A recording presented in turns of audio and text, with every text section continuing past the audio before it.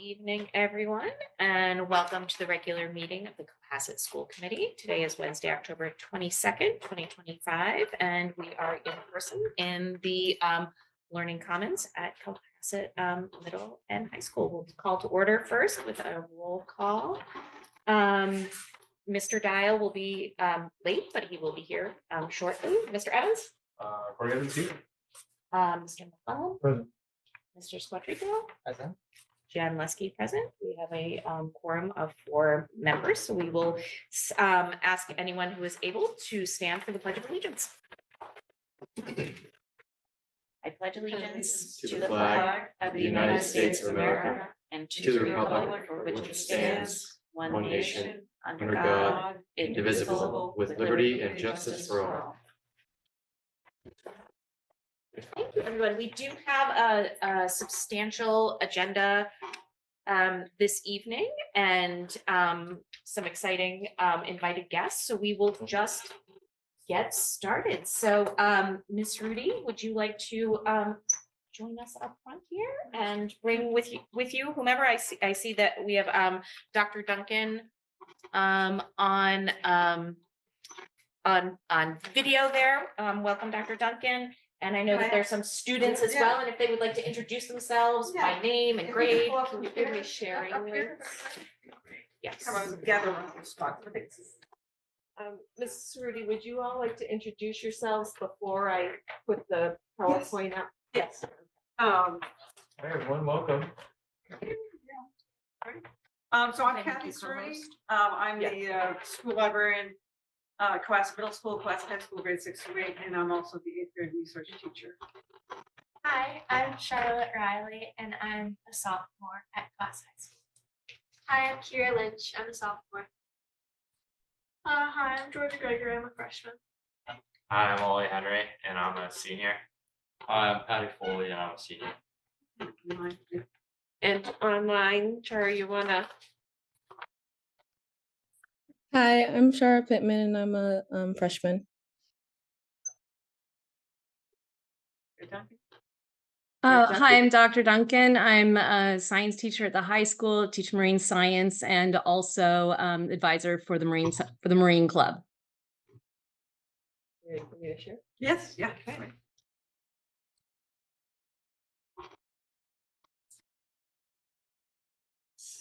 So thank you for having us.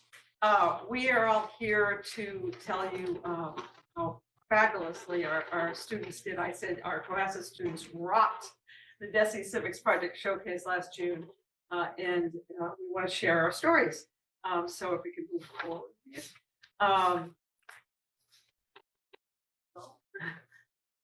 So I already introduced myself, Kathy Cerruti, and I'm here mainly in the capacity of the 8th grade research teacher. I think they transition in one at a time, probably. Yeah, you do. So just to give this some context before we jump in here, this is our 12th year. This will be going on our 12th year of hosting a local research showcase in this Learning Commons 3 times a year. Some of you have been, and it's a public event, public forum for our students to showcase their research work. And their research work is a 5 to 6 week long project-based learning experience where they learn a research process and they dive into higher level research using a variety of source types, interviewing local experts in the community. So it's a big deal, and our local showcases are very well received. Nowadays, they're on 143 TV, and they interview the students. And a few years back, DESE took a page from our book, I guess. But DESE now has a requirement to graduate 8th grade. The students have to complete an action-based civics project. So fortunately, our big research project kind of melded right into that DESE requirement. We did have to do some tweaking around the action-based part, but that's now part of it. So as I mentioned here, the civics project is completed in the 8th grade research class. And DESE has had 3 civics project state showcases, and Cohasset students have participated in all 3. First year, their pilot year was in Worcester. second year was at Bridgewater University, and last year was at the Edward Kennedy Institute for the US Senate. So the amazing thing that part of this is that our students have received commendations at every single state showcase we've attended. And 2 years ago, one of our groups received such a high commendation that they were invited to a national conference, the 104th Annual Social Studies Conference in Boston. And they presented there on a Saturday. They showed up on Saturday. That was a big deal, but they at the Heinz Convention Center. So that's a little background on how we ended up at the state showcase from the middle school point of view. And I'm going to hand it over to Dr. Duncan to talk about how we ended up there at the high school. Hi, so as part of the marine science course and as part of the Marine Club, we collaborate with CSCR in order to do the students come up with their own original research question, research hypothesis, and do a research project at the harbor. So they visit the local the local waterways and the harbor, collect data, analyze it, and present it as part of the marine science course. And then for the last 3 years, they've also been presenting their findings at the Civics Fair Showcase. And just a moment, my 4-year-old wants crackers. Hey, do you want to come up here? Hi. Okay, just 1 second, okay? So they've been presenting for 3 years at the state showcase. And as Ms. Cerruti said, we've gotten commendations every year. This year, they got the National Commendation for Research and Investigation. This is the Marine Club and their excellent work on salinity in the Weir River, which I'll tell you about.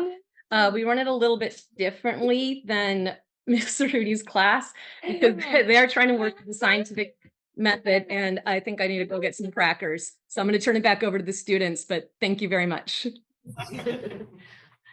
So we brought some of our students. They couldn't all be here tonight, but we have representatives here from each of the groups, or most of the groups. And Shara, I'm going to put you on the spot first because our first group up, and before I forget, their work, their triples that they brought with them to states is on display here in the Learning Commons. And our first group tackled how does the lack of diversity in the South Shore affect the community and how does it affect education? Shara, you want to speak a little about your experience at the showcase and your project? Yeah.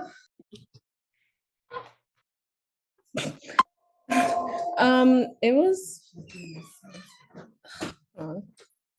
this topic, it like impacted me a lot, especially since I'm a Metco student. I really wanted to dive deeper into the diversity in Cohasset. I wanted to like know more about how much percentages and things, and I really enjoyed it and I'd do it again. And you can move forward because we have other groups. We have Georgia Gregory here talking from the compost group that is right over here. Yeah, I thought that experience was very cool. And it was definitely, we dove deeper into 3 different kind of subtopics regarding composting, and I did a little bit about like personal diets, and we did a lot of like different kinds of diets and food waste in general. It was kind of cool to dive deeper into that and how it could affect us personally. It was definitely also to be able to showcase that at the Edward Kennedy Institute in front of a lot of people. It was cool. It was a great experience. And next up is Ollie. So for our project Marine Club, we focused our research on how road salts affect marine ecosystems. Through this opportunity through Marine Club, we were able to conduct field research and analyze that data. We collected the data with the YSI data probe, which was provided to us by CSCR, and we then presented at State of the Harbor and the State Civic Showcase. We learned a lot from the community members that gave us feedback, and we're going to work on a proposal to bring to the town this upcoming year about limiting the use of road salts in our community. And I have to give them extra kudos here because they were formally commended at the EMK Institute for their work. And their work, their names and their project, it's listed on the DESE website. See that And the next up is really exciting because Desi chose 2 of our students to be student leaders at the EMK Institute that day. So these guys actually helped run the show. So they might have a little different point of view, but. So we attended the showcase as students a couple years ago, but then just this past spring, we both attended as student leaders after working with a committee on how to enhance the civic showcase experience for students. So it was great because we were able to kind of step out of the presenting to people and instead be focused on kind of why civics is important and encouraging other students to be focused in civics. My specific role was in like social media, so I was interviewing students while they were there and asking them why they think civics is important and kind of what brought them to the showcase. Yeah, and I took on a role where before the community advisors went to each group to look at their projects and give them advice and their insight on their projects, I talked to them in a conference room and told them about my project and my experiences and what I would have benefited with their feedback. She taught the kind of the judges. Yeah. And trained the judges. So pretty exciting. And the other group actually that's listed next, there they are. They were fabulous, but they couldn't attend here. But I just wanted to. Their work is here in their stead. So we just wanted to put this in front of you because this was a really public, exciting opportunity for our kids to participate in civics in Massachusetts. So we thought we should highlight it. If you have any questions for any of us or any students? Absolutely.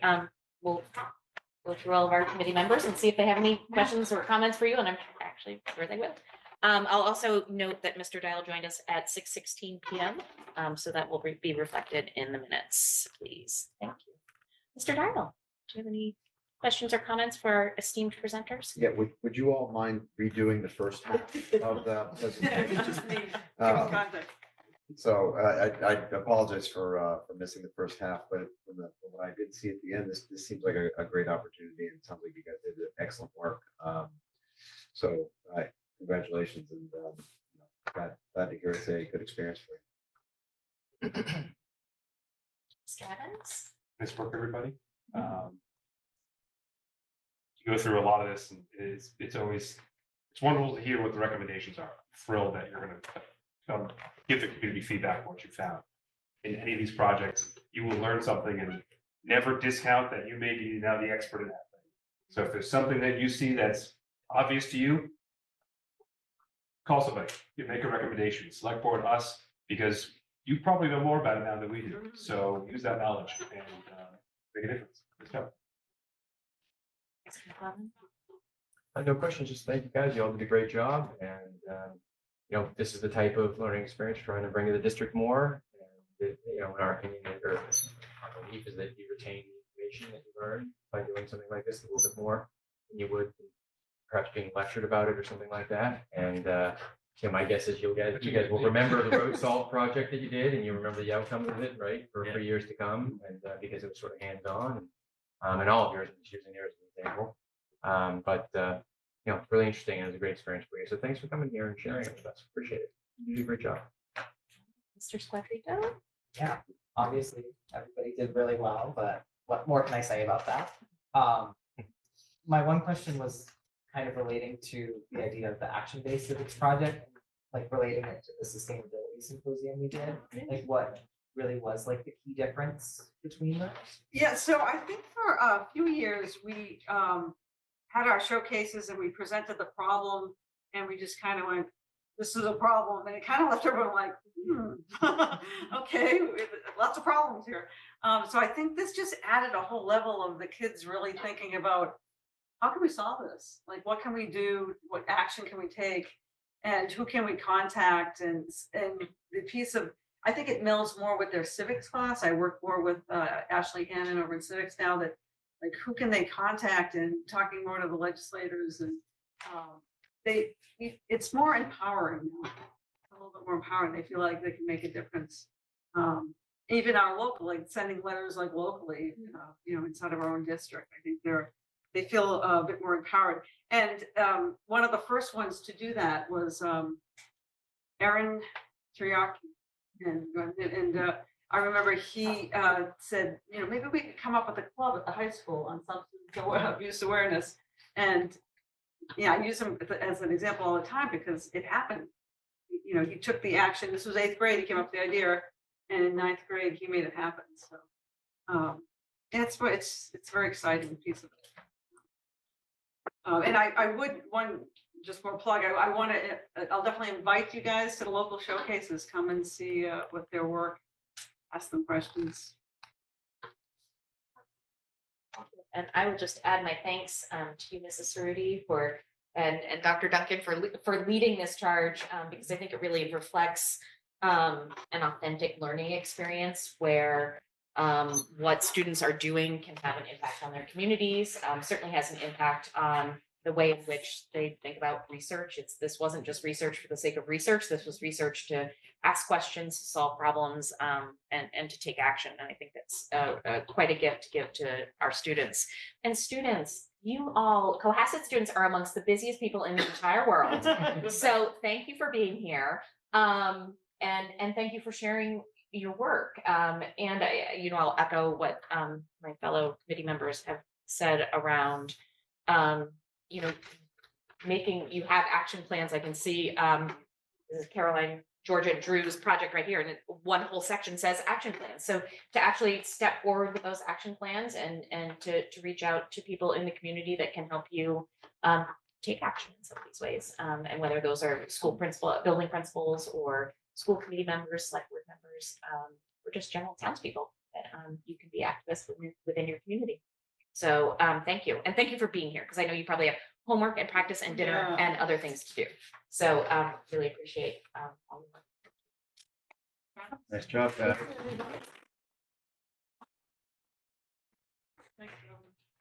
I will say that in all of my enthusiasm to hear from students, you don't have to listen to me. Thank you for your respectful listening. I was going to say, I neglected to let people know that there is the opportunity for public comment. So if anyone does have a public comment, either here in the room with us or online, I'm sorry I didn't mention that earlier. We most certainly are interested in what you have to say. And you can just raise your hand at will and let us know. But really, my enthusiasm for the students and getting them on their way is there. There are no. I hadn't seen any, but I just wanted nobody in to the publicly say that. And then I'm equally enthusiastic about our building leaders who are here to share with us school improvement plans. And just in sort of fairness here, we will go in the order they are on the agenda. So Ms. Gaudet, if you would like to get us started, please. Share my screen. Still got it. I'm going to share my screen for all of the principals.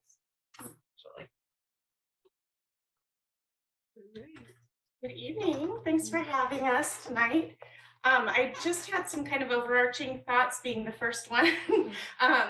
Just so everyone on the committee knows that the conversations for these plans started really last year as we were kind of going through developing a new strategic plan. But we really started to dig in as early as the August leadership retreat. We were talking about how could this work even across buildings. So it has been an exciting opportunity for us to think about the actual work that we're going to do. And this will not be a plan that sits on a shelf somewhere like I've seen in a lot of places. So that excites me.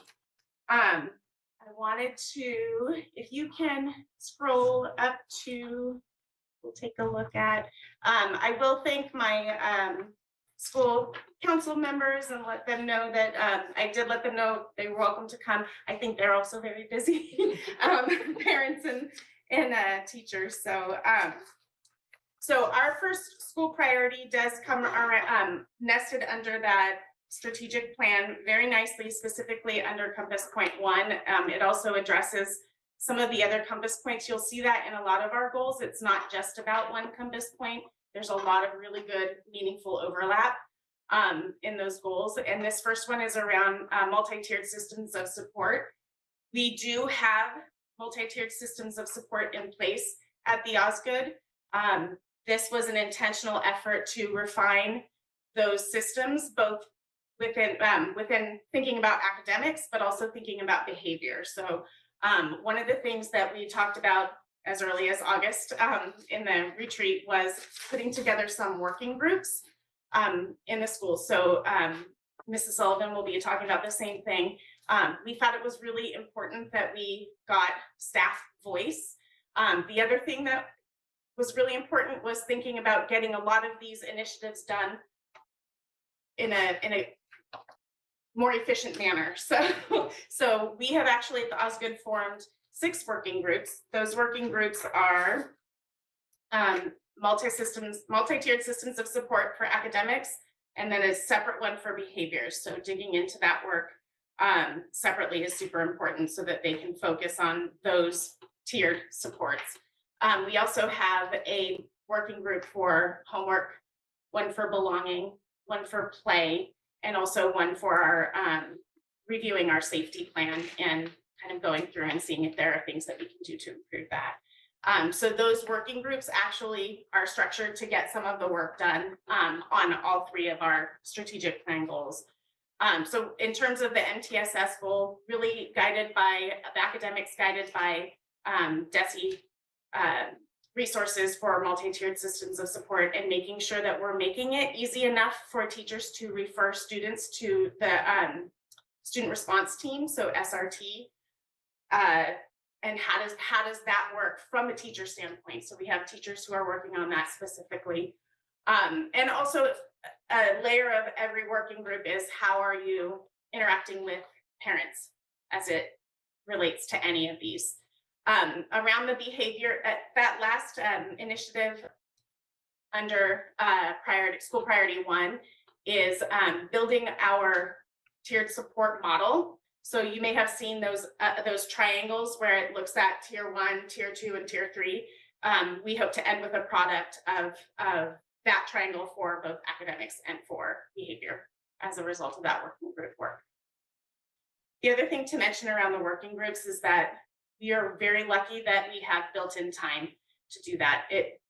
The working groups don't end up being this other thing that staff members have to do, because we have folded that work into our staff meetings and also district PD time so that they have time to work together and are not we're not piling on their already heavy piles.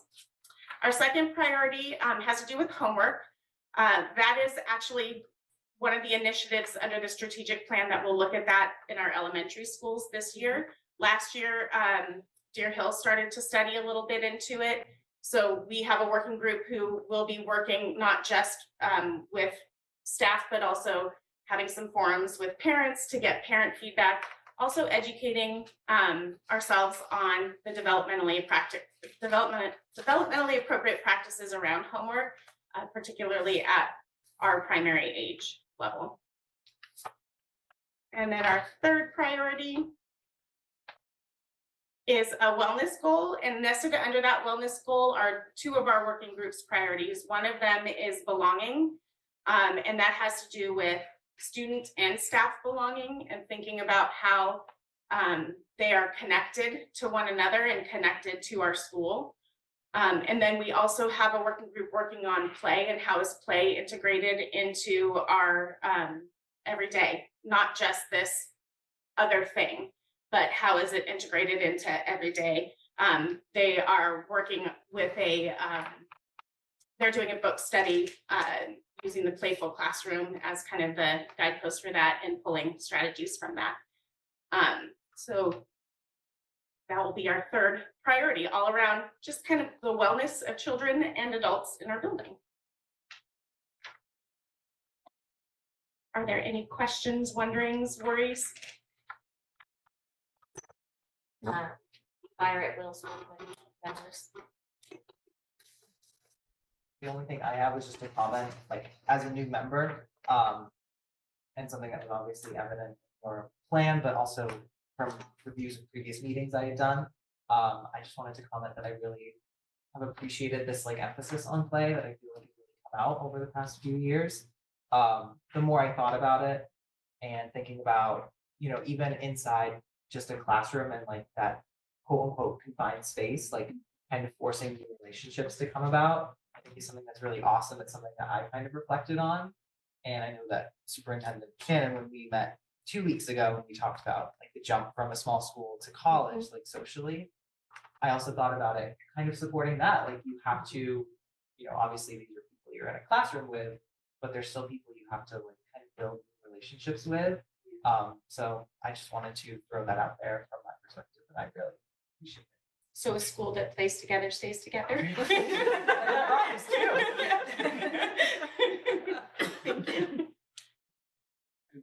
Just to build off that, I think from the parent side, like I have family members that live in other states and other districts, and it feels like we're really unique in having children that are free to develop in a happy structure. Like, and the stress that I hear other families talk about is not something that we have, just because we're prioritizing this growth, not just like putting your head into homework and putting your head into books. And I had this conversation because I think it's really hard to recognize that kind of taking a step back from like the rote drilling of education is actually a better way to get better outcomes. And that's really counterintuitive. And it's just been so, evident to me that we've got something here. So and I think Osgood's awesome. So like 100% in all books, so, but thanks for, the whole district, right, all of you, for kind of changing the way the ship was going towards calmer waters that actually got us there faster, not to build that analogy too far, but because I think it's really working. So thanks. It's also building on the community discussion that we had around Anxious Generation, where it's sort of that, I feel like that was sort of the genesis of this thinking about play in the abstract, a little more on the importance the important role it has in development, socialization. And I know that Principal Sullivan was one of the first to sort of jump on that bandwagon, and now you see a lot of alignment between the two elementary SIPs, and so which is really nice. In fact, like 2 of the goals line up perfectly, and then one of them at Deer Hill is aligned with one of your working groups, which is great because like it creates this pipeline and this sort of curriculum that I think is aligned, and that's aligning the curriculum was sort of a goal as well. So it's nice to see, and these things are slow. It's a slow roll, but you start to see these things. The pieces come together, and it's really nice. So thanks for the presentation, and thanks for all that you do at Osgood for our youngest learners. And that's intentional, that creating that pipeline. I think you'll see it all the way up through the high school. Sure, and Yeah. I didn't mean to imply that it wasn't. I knew it was intentional. No, I just think it's intentional in a way that just feels super productive. Having that time way back in August with sitting down with Alex, looking at the strategic plan, thinking about what we were doing last year and how much closer we can get to each other, because it creates that common experience for kids as they come through our schools. Exactly. Yeah. I'll just finally comment. I want to thank you. I always find this part so interesting because it sets the tone for the year ahead, the 2 years ahead, 3 years ahead, sort of thinking about sort of long-term what your goals are as a building community. But I'm struck by the triangles of not only academics for MTSS, but also behavior, because I think there's a really interesting connection between if we're not supporting children academically, it may result in behavior issues. And sometimes behavior issues are hiding or masking some academic issues and or can interfere with the acquisition of academic knowledge. So I think I love the wisdom that you brought to this in terms of creating those two sort of paths that a child could be entered into MTSS, because I think they're both equally important and equally impactful in the classrooms for all the kids, not just those children that perhaps need some support, but for the entire classroom community. So thank you. Sure. Do we need to vote on these or accept them, or? So I I think thought we you have could, in the you do, past. but I thought maybe you could vote on them all together. Do at either. the end. Whatever you want. Let's do them all at the end. I think Shall I tag team, Mrs. Sullivan? that's great. All right. Thank you. And as they transition, you will see a lot of alignments, and that is indeed purposeful. Last spring, when Amy and I presented on our summary, I had my emotional support principal next to me, and so today I brought my parents. My school council parents, to clarify.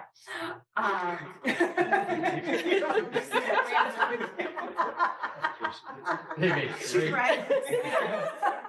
This is awkward. Sit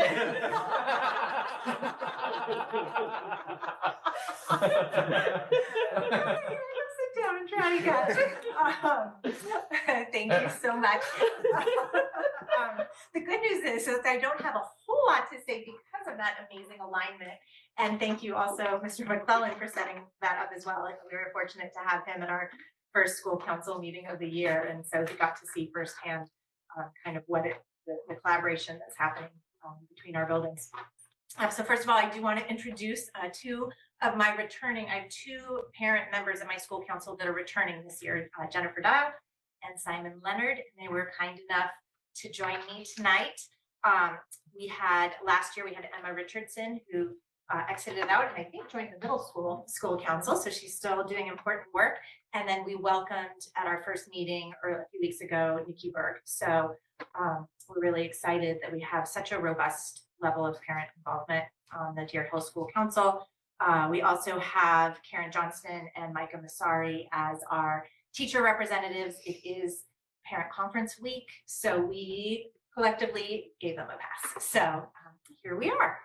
And as we mentioned, I don't know why there's some blank pages in here, we also have 3 school priorities, and you'll see some very intentional overlap with the work, not only at Osgood, but as we work our way up.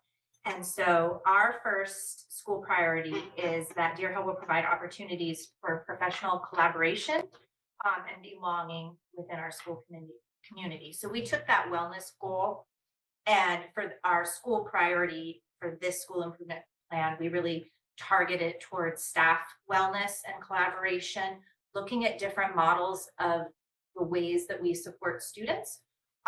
So similar to Osgood, we also established faculty working groups. We have 5 working groups this year: belonging, homework, the MTSS academics and behavior, and then one on professional collaboration and teaming.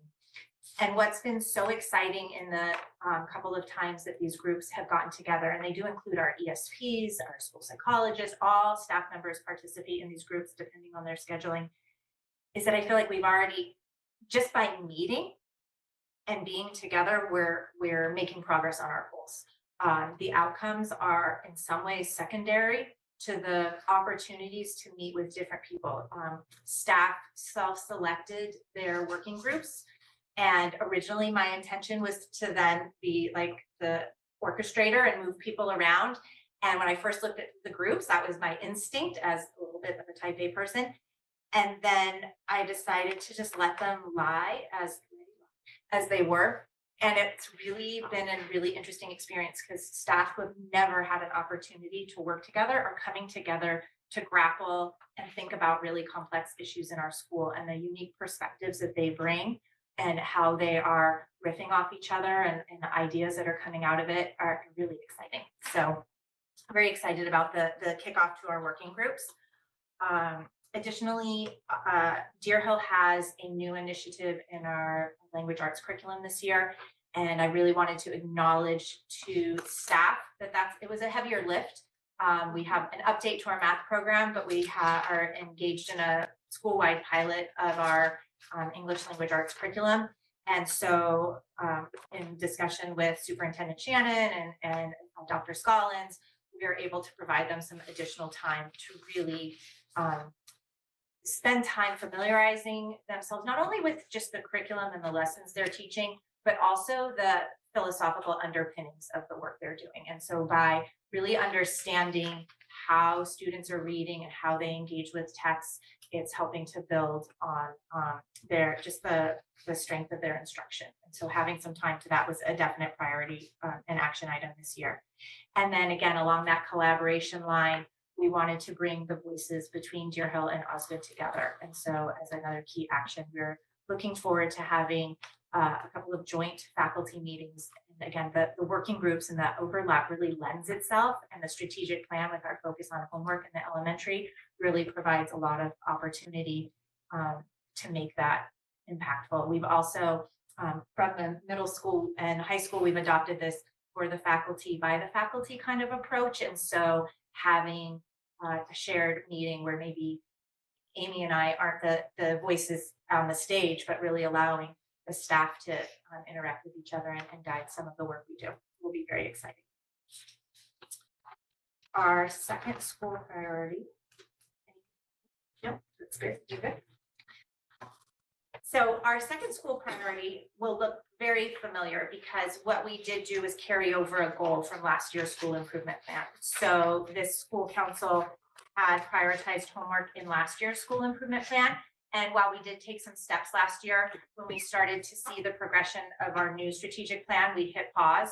And I have carried this goal over, and now we're ready to continue that work around homework. So again, it is about prioritizing philosophical understanding of homework.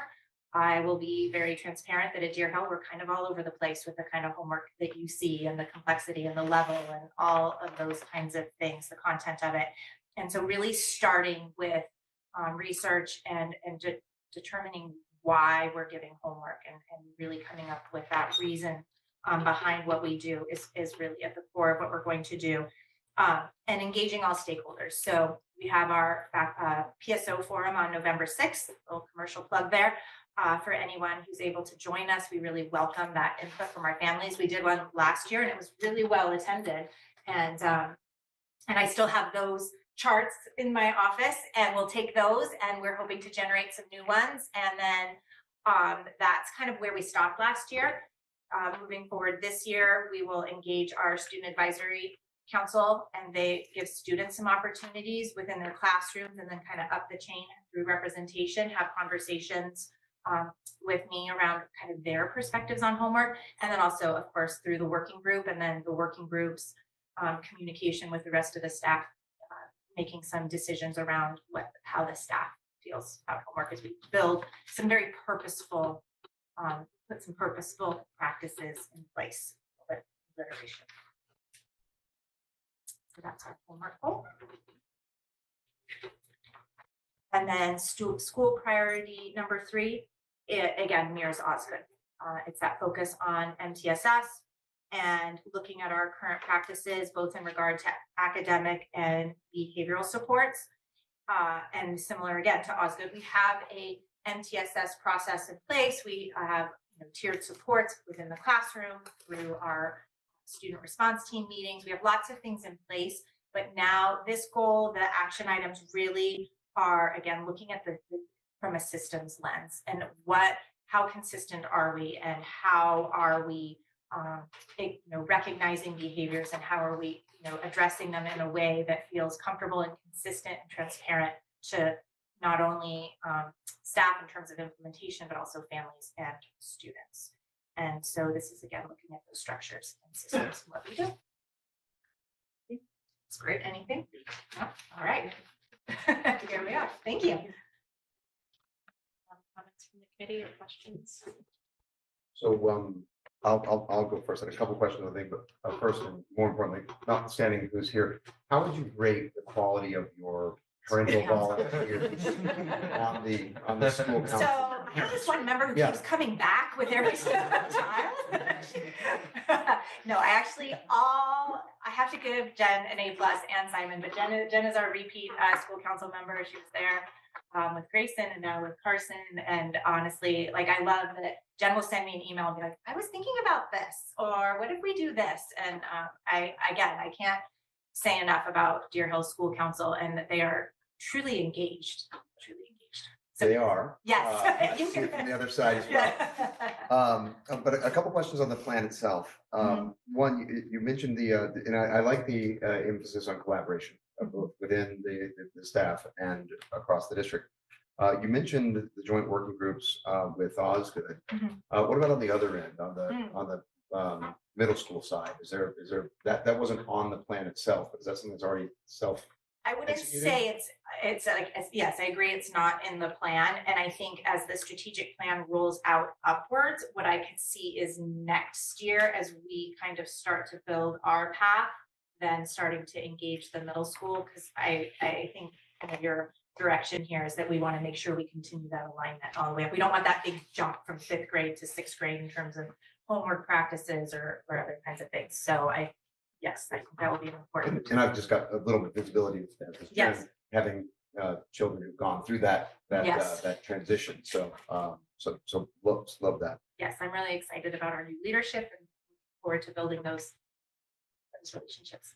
On the second question was on the homework, which I'm a huge proponent of looking at homework, because I remember not liking homework very much when I was a student.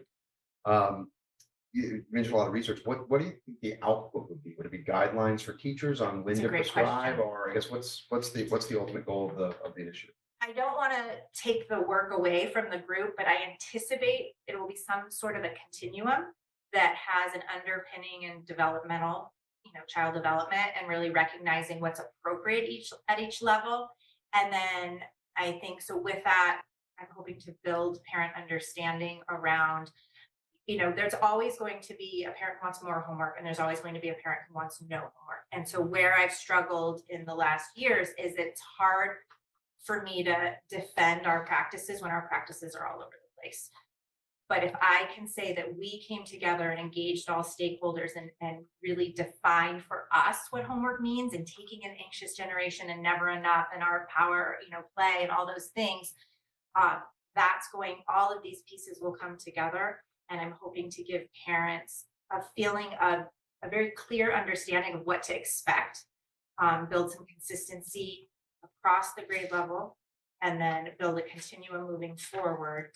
And then I can defend it. So you might not agree. You might wish there was more. You might wish there was less. You might wish it was more project oriented or independent or this or that, but you'll understand.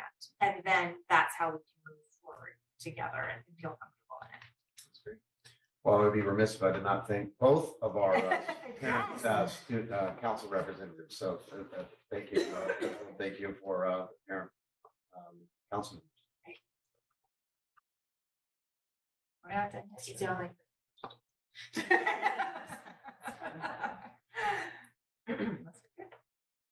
Principal Sullivan, and school council members. Well, first, I just want to mention that with regards to MTSS, and we see this at the middle school too, there's some alignment there. And it's really important because it reflects something that we're doing throughout the entire district, where Mr. Stapleton comes in here and reports on eligibility. One value that MTSS has is it helps us identify students in need, right? The one of many. So I think that especially so at the elementary levels. So the fact that Principal Gaudet and Principal Sullivan, you guys are both prioritizing that, it's important to the ultimate goal that Mr. Stapleton reports on. It's actually, I think he usually starts his reports with the eligibility to ensure that our MTSS support system is identifying the students in need, that we're not relying on parents to say, hey, something is going on here. Our classroom teachers are actually able to identify it. And I think that will help us achieve that goal and hone that practice. With regards to homework, I think you alluded to this a little bit with the two extremes that you'll always hear about, different people's perspectives on homework. I remember being at a PSO, I think it was a PSO conversation where we were talking about homework last year. Yes, that was the Continuation of the goal. Yes. And I remember we were talking, one important consideration is the why, right? Like, so what is the purpose? What is the objective? We want it to be purposeful. Yes. And I wanted to know, are we already skipping past the if, right? So so my question is during these working groups, especially with the faculty, are we going to starting at that base level? Like, so, should third graders have homework? Should fourth graders have homework? Are we going to be doing that, or are we already skipping to the, okay? No, I think that's an important part of the conversation. I know Osgood, I'm not quite sure what is in place this year, but I know last year you took some steps to, look at that if. And no, I think that's an important piece. And also what defines homework. I'm thinking about Superintendent Shannon's play excerpts in the newsletter last year, and how engaging in those kinds of activities, if you're a third grader walking to, it's not there anymore, but the barrel, and buying candy and making the change and being responsible and all those things, that's the work of the child. And so how do we incorporate those kinds of experiences into it? And it's an important, it's a topic that people have feelings on, and that they bring, I think, more so than other topics that we engage our families in. They also bring their own childhood experiences into, and I think that's going to be very interesting in their conversations. And even earlier this week, I got an email from a parent who's excited for the forum that we're having in November, and was like, kind of shared some thoughts. And I love that, because I think we have to put all that on the table. And to your point, if is part of that. Yeah. All right, good. I was just wondering where it was going to start. And then the Student Advisory Council, are you doing it the same way as you have in the past, where it's going to be sort of, you're going to cycle through different members? Yes. So Okay. For our new friends, it's not like a student council. What happens is we identify a question that we want the students' input in, and then it's posed out to all classes.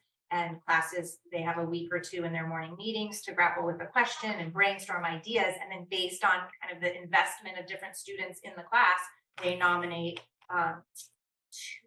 one or two, I can't remember, I think one representative from each classroom to then come and meet with me and share what they've talked about in class. And so we kind of, that way, depending on the topic, we have different students that join us to talk about it. Good. I'm glad you're doing it, because I think that was a really interesting approach, because then the I think not you just helped the- me to like develop it. I don't know. I think you did.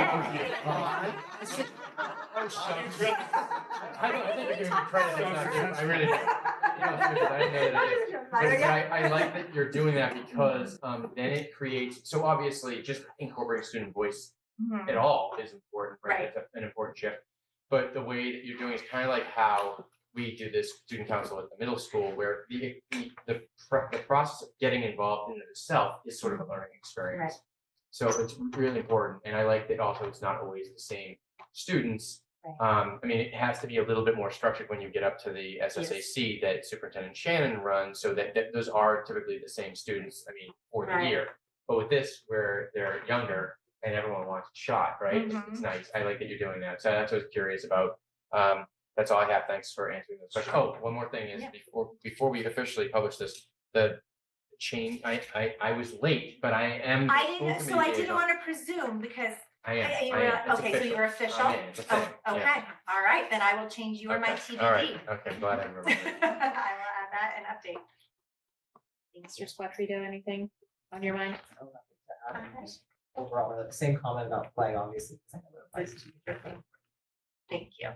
And I will just appreciate the collaboration between teachers, emphasizing that, because I think there are times when teaching can be a very, despite the fact that you're surrounded by, 18, 20 lovely children or teens every day, it can be a lonely existence, and having the opportunity to engage professionally with your colleagues is wonderful. I think it enriches practice, it enriches life at the school, and I think is sort of a really nice way to also promote longevity and relationships within the district. So. And thank you, parents, for being here. Yes, Parents thank you. and principals you are all very busy people, so thank you for being here. We do have a public comment question. I'm going to allow Superintendent Shannon maybe to address part of this. From Stephanie Saunders, 10 Stratford Terrace, / from the as a CPAC member. Can you talk more about the unit of studies pilot? Is this something that was discussed at school committee meeting or amongst parents who have concerns with this curriculum? So it was not, units of study is upgrading, updating their units. They had already updated for elementary for Osgood age students, and they are now updating their units for grades 3 through 5. And so we asked some teachers at the Deer Hill if they'd be interested in piloting these updated units. So it's not a change in curriculum, it's just looking at the updated units and providing feedback to the folks who are designing it. It's been very well received by teachers at the Osgood, which is why many of the teachers at Deer Hill chose to pilot it. And we're providing feedback as we go to the designers. So it's not a new curriculum, it's just an updated, and they've been rolling it out as they've been updated.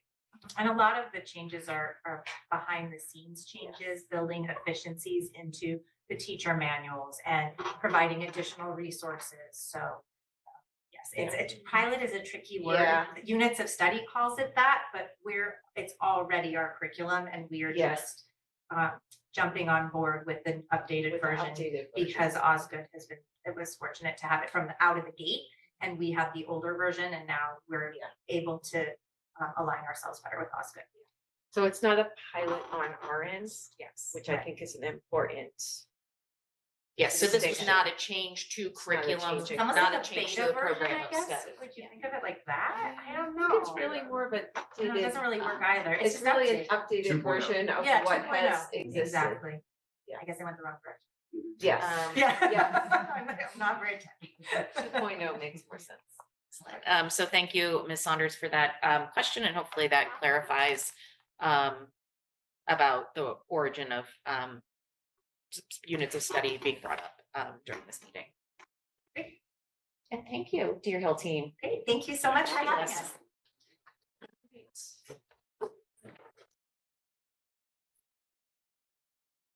Mr. Scott, please. Oh, so efficient. So, to see you, thank you for the time. If I speak quickly, it's out of respect for your time. Make sure we have plenty of time for questions, so I'll dive right in. Of course, I want to thank all of the members of the school council. It's been great working with them. Having said that, with our first priority is fostering the culture of joy. And those of you that attended any of my community forums know I've been speaking about this for a long time. Even as I did speak about this as a goal, though, I was wondering, what exactly does that mean, right? It sounds great, but what does that actually mean to do those things? And I'm grateful for our school council to be able to define that with some of these action plans here. Specifically designing more whole school activities, looking for increased community connections, and also considering the schedule that currently exists at CMS, and just using those as a platform to really develop a greater sense of people, students and staff feeling supported, appreciated, and valued, right? And then as far as the second priority is concerned, there's a through line here to the high school with the high quality teaching, learning, and leading, very explicitly connected to the strategic plan. This is where we wanted to make sure that we're focusing on a number of different areas, some of which I heard during the community forums. What are some things that we could do to support our high achieving students, which is an important group that sometimes doesn't get as much attention as they should. And so we're looking at different ways to find enrichment and extension activities for those students. Looking at more leadership opportunities. This is one that in particular I'm really invested in, and I'm excited about a lot of the ways that we've been working on doing that already this school year. Partially for students, but also for staff members as well, which I think is a great opportunity. And then just of course relying on the expertise of our department chairs to lead that the curriculum and the content specific work that needs to be done for this year. As far as the final priority there, again, this is our through line now to the elementary schools, looking at the multi-tiered system of supports. Again, with one focus on academics and others focused on behaviors.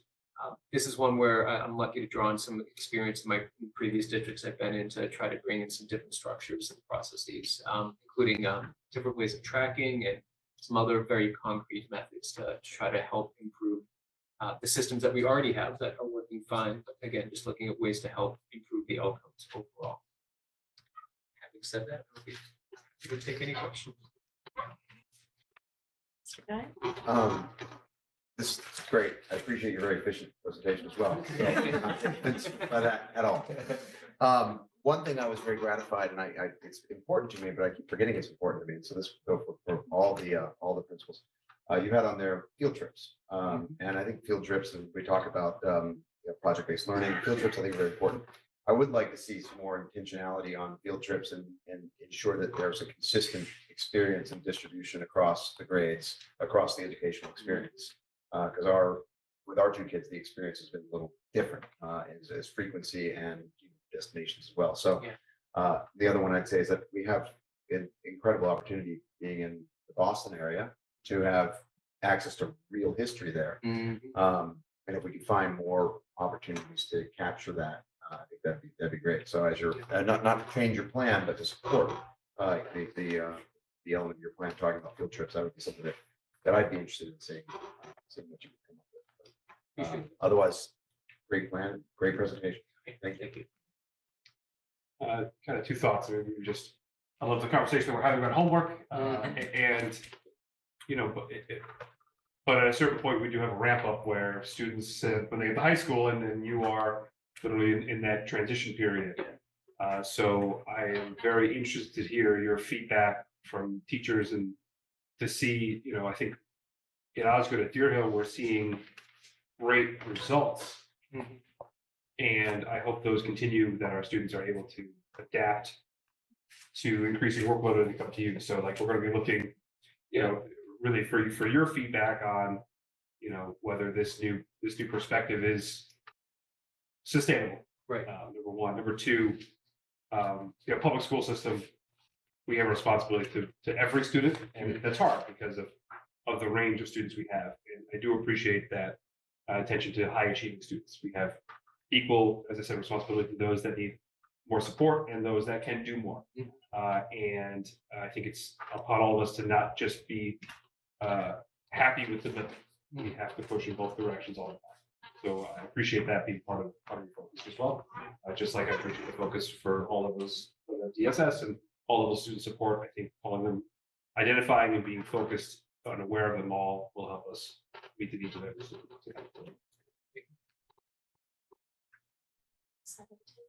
Thanks, Principal Scapoletti.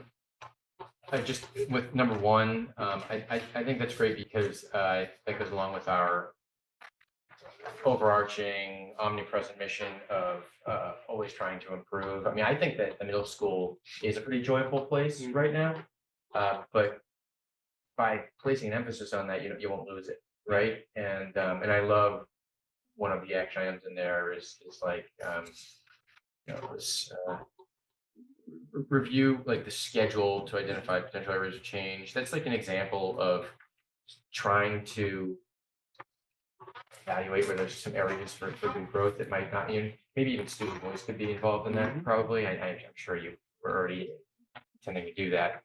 But so thanks for doing that, because I really do. Those our middle schoolers are confronting unique challenges just because of where they are in life. So it's, I think, really important that we focus on that. So thanks for doing that. And with regards to number two, interesting with the focus on we're calling them high achieving students. I like that because we want to embrace like all learners, right? And there's a lot of emphasis placed on more vulnerable learners. Appropriately, we need to make sure that everyone's sort of equipped with the same resources.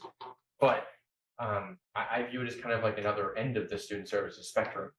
And so I applaud I recently read something, like rather recently, like maybe in the last year or so, something in the Globe about this sort of placing an emphasis on higher achieving students. And I think it could be really interesting. So keep us updated on, what you're doing there. It's sort of out of the box a little bit, and I like that. So thanks for all you're doing. Appreciate it. Thanks for the efficient presentation. Happy to help.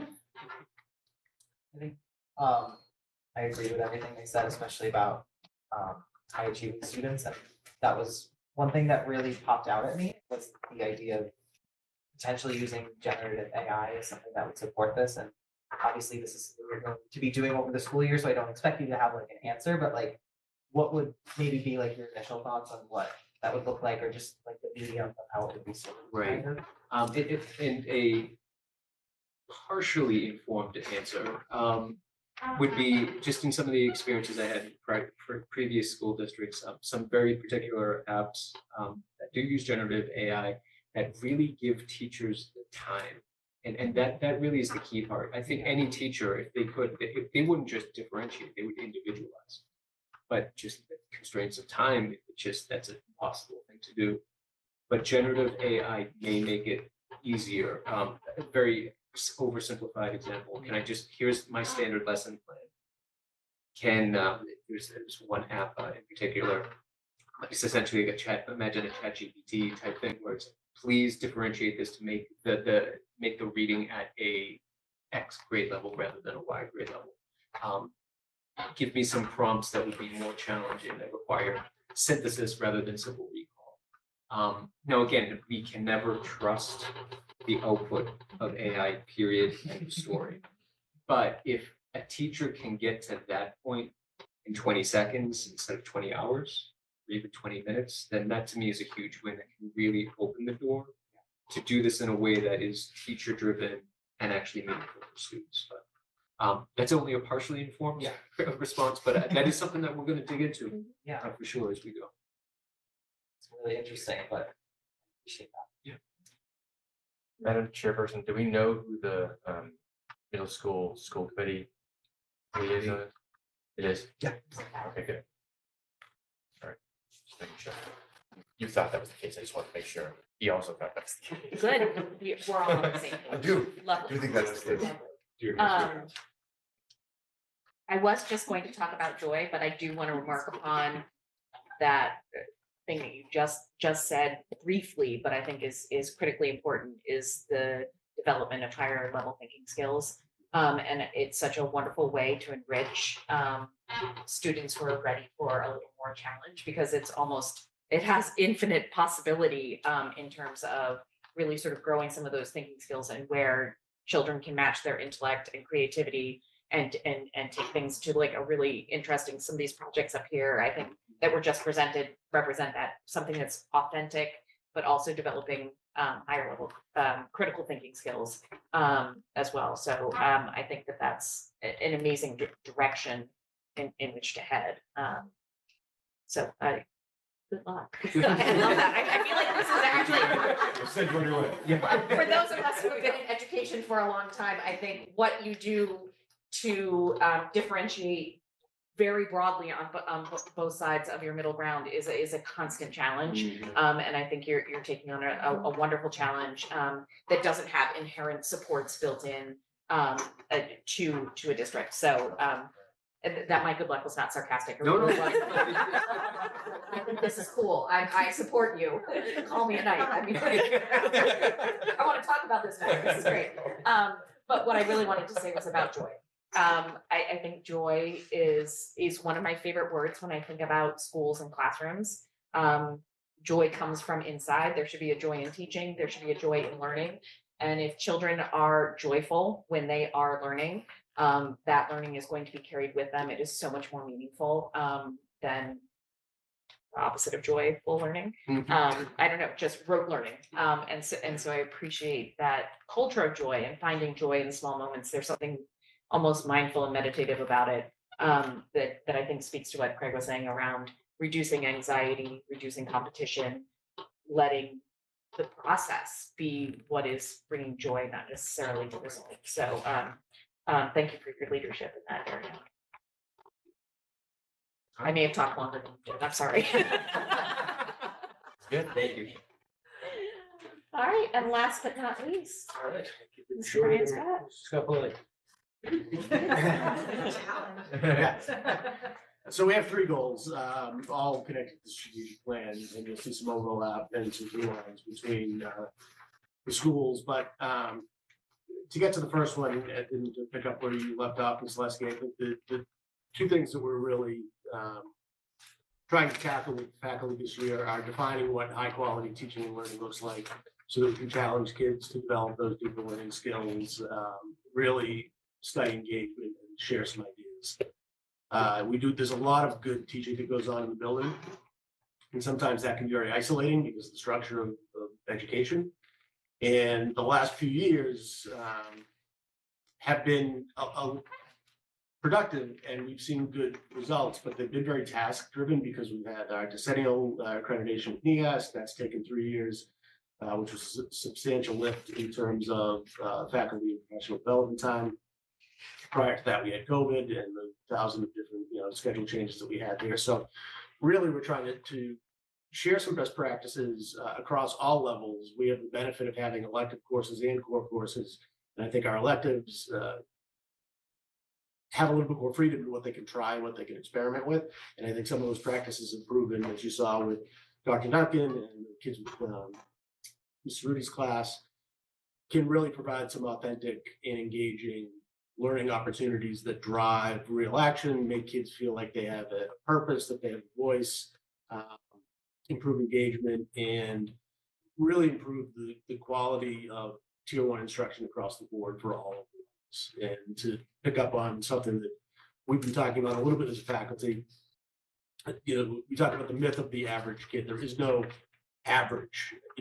There's people who are taller, shorter, smarter in one area, have more struggles in other areas. And so when you teach to the average, you teach to the nobody. And so our goal is to teach not in a way that differentiates 25 different lessons for 25 different students, but to customize it in a way that movable car seats allow you to adjust, how you sit in the car, and how you can reach the radio, and what audible controls you have for your phone. So having enough technology and diversity and skills built in that we can hit the extremes on both levels. We can support the kids who really struggle, and we can push the kids who are needing a challenge, and provide opportunities within the context of the lessons that they can do that. So the first goal really is around that. It's around measuring it. And it's about sharing kind of best practices, benchmark assessments, auditing what we're doing to see if it is optimal. And some of that starts with coming to a definition of what high quality teaching and learning looks like in Cohasset and what it could look like in Cohasset. So that's the first goal. The second dovetails on that, and it really is about individualizing the student experience and shifting the focus from academic motivation, which is getting good grades, to being successful and being interested in learning. Because I think, to speak to the joy piece that Mr. Scott Bloody spoke to, that investment in something that's challenging and meaningful and personalized, and you feel like you have some control over it and are inspired by the subject matter, I think can really drive a bunch of different opportunities for different student success. And, one of the things that I've talked about for several years is that we have this kind of cookie cutter image of what excellence and what success looks like. And, you need to check a bunch of boxes and do all the stuff and get all the awards and go to a particular type of school and, make a certain amount of money. And that's just not realistic or in the well-being interests of our students. So, really creating some stakeholder forums, reading books like The Next Generation, Never Enough, redefining what success is, emphasizing some student pathways, building some new tools and guidance, building a new guidance curriculum that incorporates some of this stuff in, redoing our wellness course for our freshmen, and partnering with what we're doing is part of the goal around the second piece, which is really kind of redefining what success looks like and personalizing that and making it more realistic and more joyful for kids. And the third one is really related, but in a different way. It's around athletics. It comes out of our athletics review, and really is to form an advisory committee to myself and the athletic director. Athletics is almost like a school within a school. It's got more coaches than we do faculty members, and about 86% of the kids play sports. So it's really its own entity in itself, with far less administrative presence to run it. So establishing an athletics committee that consists of students, parents, coaches, myself, the athletic director, to do a couple of things. One, to increase communication around what are the procedures that we use? What is our mission statement? What is our vision for an athlete? What are our communication channels? What are our hiring practices? What are some of the areas that we might need some help in that we don't have the resources for necessarily? So all of those different things will be tackled by an athletics committee. There was a survey that was put out about a week ago. We typically leave surveys out for a couple of weeks. I think we've exhausted the number of applicants. We have about 9. So the next step in that is for me and athletic director Revendi to go through the list, try to pick some parent representatives that represent all genders, all levels, all grades, and as many different seasons as we can. Then advertise to the students, get them involved, advertise to the coaches, set up a meeting schedule, and come and start to draft an athletics handbook, which would include a mission statement and our kind of policies and procedures, which would be reviewed ultimately by the school committee. So those are our 3 main goals.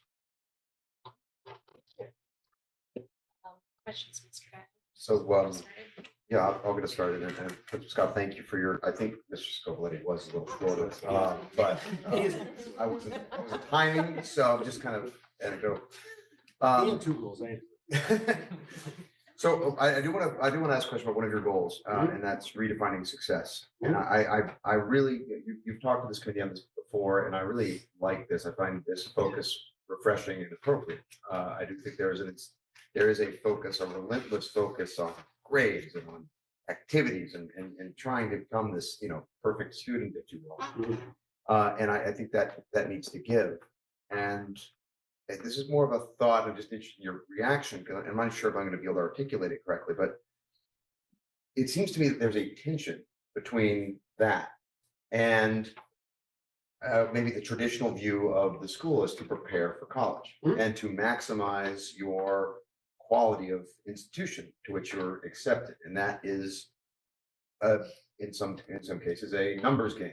What is your test score? What are your grades? What are your activities? What does your school resume look like? And so in many ways, our students are kind of forced into this game. And as much as we want them to have a joyful experience and focus on the joy of learning, the system itself kind of forces them into this mold. So how do you think about that tension and goals? I think it's real, and I think the reticence from some people is that yes, it's a great idea, but let's wait for somebody else's kids to experiment with. And I think the reality is, in speaking with college counselors, in looking at admissions data, there's a certain truth to that, and there's a certain reality that some of the objective metrics that students have been accepted on before are so common now that nothing differentiates them. And we've had students in the Never Enough Book Club shared some student reflections from past seniors. And one student said, I really hope it works out at this school because I really liked the other school. It was a better fit for me culturally. They had the programs that I wanted, but this one had a lower acceptance rate. And that's a numbers game too. We're going to accept X amount of students, and we're with the expectation that that's going to improve our ranking in the U.S. News and World Report, which is going to improve our alumni donations. It's a very much a business thing, right? And the reality is, none of that has been shown to be a predictor of actual success. As a matter of fact, I'm working with a freshman class right now, and there's all kinds of studies from the last 20 years that say that your GPA in high school does not predict your well-being or your financial success in your real life. What predicts it more is your joy in high school. Now, it's a correlative, not causal relationship, but there's enough meta-analysis out there to show that that's true. And I think that a student who is building the skills of being a confident human being who's invested in the project, you look at the excitement that these kids had here with Kiera and Charlotte and Patty. They're invested in this stuff. They now see a little bit of a direction. That's going to shape. We're not saying that you're not going to be competitive for schools, but now you're competitive in a way that really can generate an image for a college admissions officer on what you're going to look like on their campus and the things that you're going to do and the skill sets that you bring. And now you get to kind of shift your focus from, here's a list of, 4 Ivy League schools, 3 NESCAC schools, and a couple others that, are tropical, right? And more into this is really kind of what I think I want to do. These are the kind of people that I want to hang around. This is the philosophy that espouse and can see myself working with. Those are going to build much happier, more productive adults that are more financially successful, more well off. And I don't see it as, I understand the risk. I think if we give it a shot, I think everything that we've done so far has proven that it will work. And to be clear, I'm not saying it's a risk, and Yeah, no, I think. but I you think are. some people think that. Yeah, and I think you are right to focus on this. In my own life, I know many people in my profession were miserable because they were taught that they should go do this. They need to be a partner in a law firm, and now they're a partner in a law firm and they hate it. Right. And that's not good for anyone. So I mean, it's great. I support this, and I think we do need to focus on the joyfulness. We need to focus on telling people that success is matched to what they want to do, what their identity is. I think that's huge. It's just trying to square that circle in the framework that we have to live. Yeah. Because you also don't want to have someone not be able to take an opportunity that they could otherwise get because they made different decisions. So maybe it's guidance, maybe it's ensuring that the students are appropriately informed and talking. I don't know, but Yeah. that's I'm sure that's part of your plan. I think we're fortunate enough that our size is a real strength there, and that we have, an increased alumni network where kids are going to be able to come back and say, this is what I did, this is why it meant more to me to do X, Y, and Z when I was in school than to do what I was supposed to do, and stress myself out over an A- on an AP bio test or whatever it is. We have a lot of success stories that I think we just need to get some of the kids back and talk about it. I'm not going to belabor the point. I'd love to hear more about this as it goes along. Fully support the ideas. Thank you. Great. Ditto. What you said, the one word that I was thinking in my head, and you said is the why, right? So I think as you're a student, you're much closer to this than not. So, but you study to learn and you study to do a test, but that's not a why. That's just an action. And what I like about projects like this is you learn something and you get to do something with it. And I think having people shift their mindsets is now you get to be the expert. Now you get to make a decision. Will then allow somebody to then, to Lance's point, go backwards. How do I get to the next decision? And I think it's any way that we can break students out of the malaise of just, rote work is great. So love it. I have to say that my emphasis going into this was obviously a lot of what Mr. Dial talked about. And just my thought is, I think back to the end of senior year, and there's always this kind of unity because college admissions have ended and you're kind of just, I don't want to say cruising towards the end, but You can say that now. It's true. But I also think about the first half of senior year when you're going through college admissions. And I remember feeling this really competitive culture that was both direct, like it felt like we were all applying for the same jobs, but it also had this kind of like keeping up with the Joneses mentality of like, oh, this school and has an acceptance rate of this and that sort of thing. And I think building a culture around changing that, and it's obviously not just a Cohasset problem, it's a nationwide problem, but just agreeing with that. And as I look back on that process, I'm like, how silly was it of all of us to kind of have that mentality, the first half of the year. And I think on the idea of, and it's not a risk, the idea of differentiation, bringing it, and we obviously want to have like a holistic guidance process. Like it makes sense to be talking about college admissions starting in your freshman year of high school, not to take it too seriously or be too stressed about it, but it's something that I wish I thought about earlier.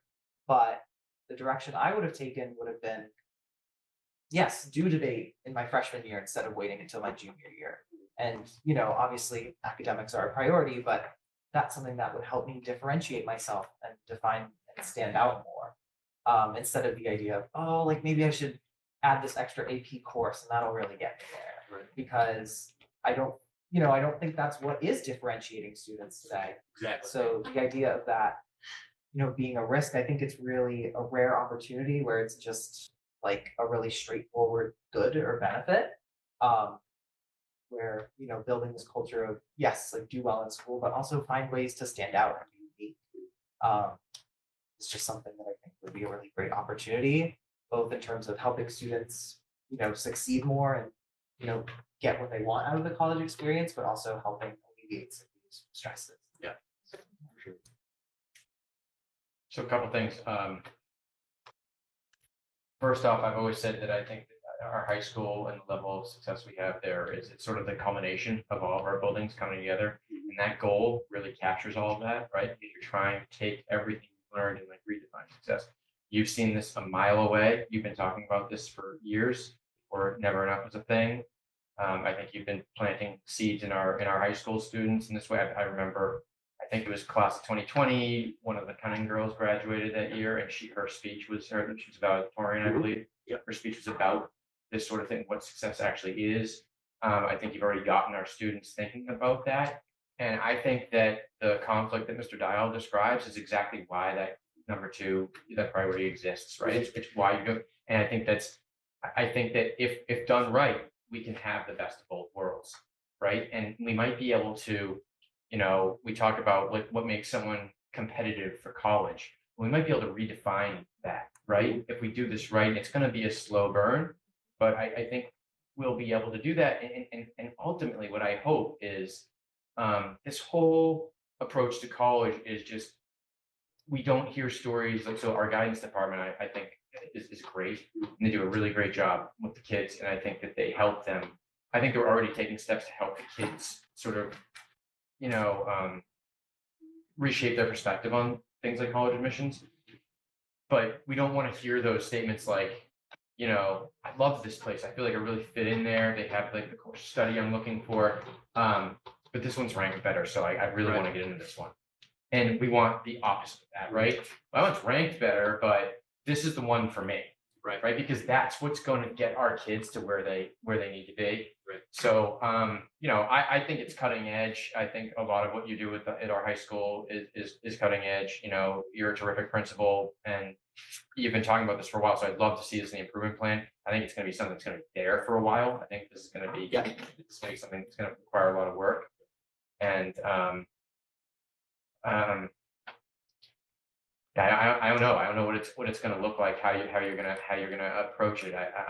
Because people, to your point, I think people are viewing it as a risk, right? Who wants to be the guinea pig, right? Figure that out. But if done right, I don't think anyone needs to be the guinea pig. You know, no one needs to be the canary. We just have to like, you know.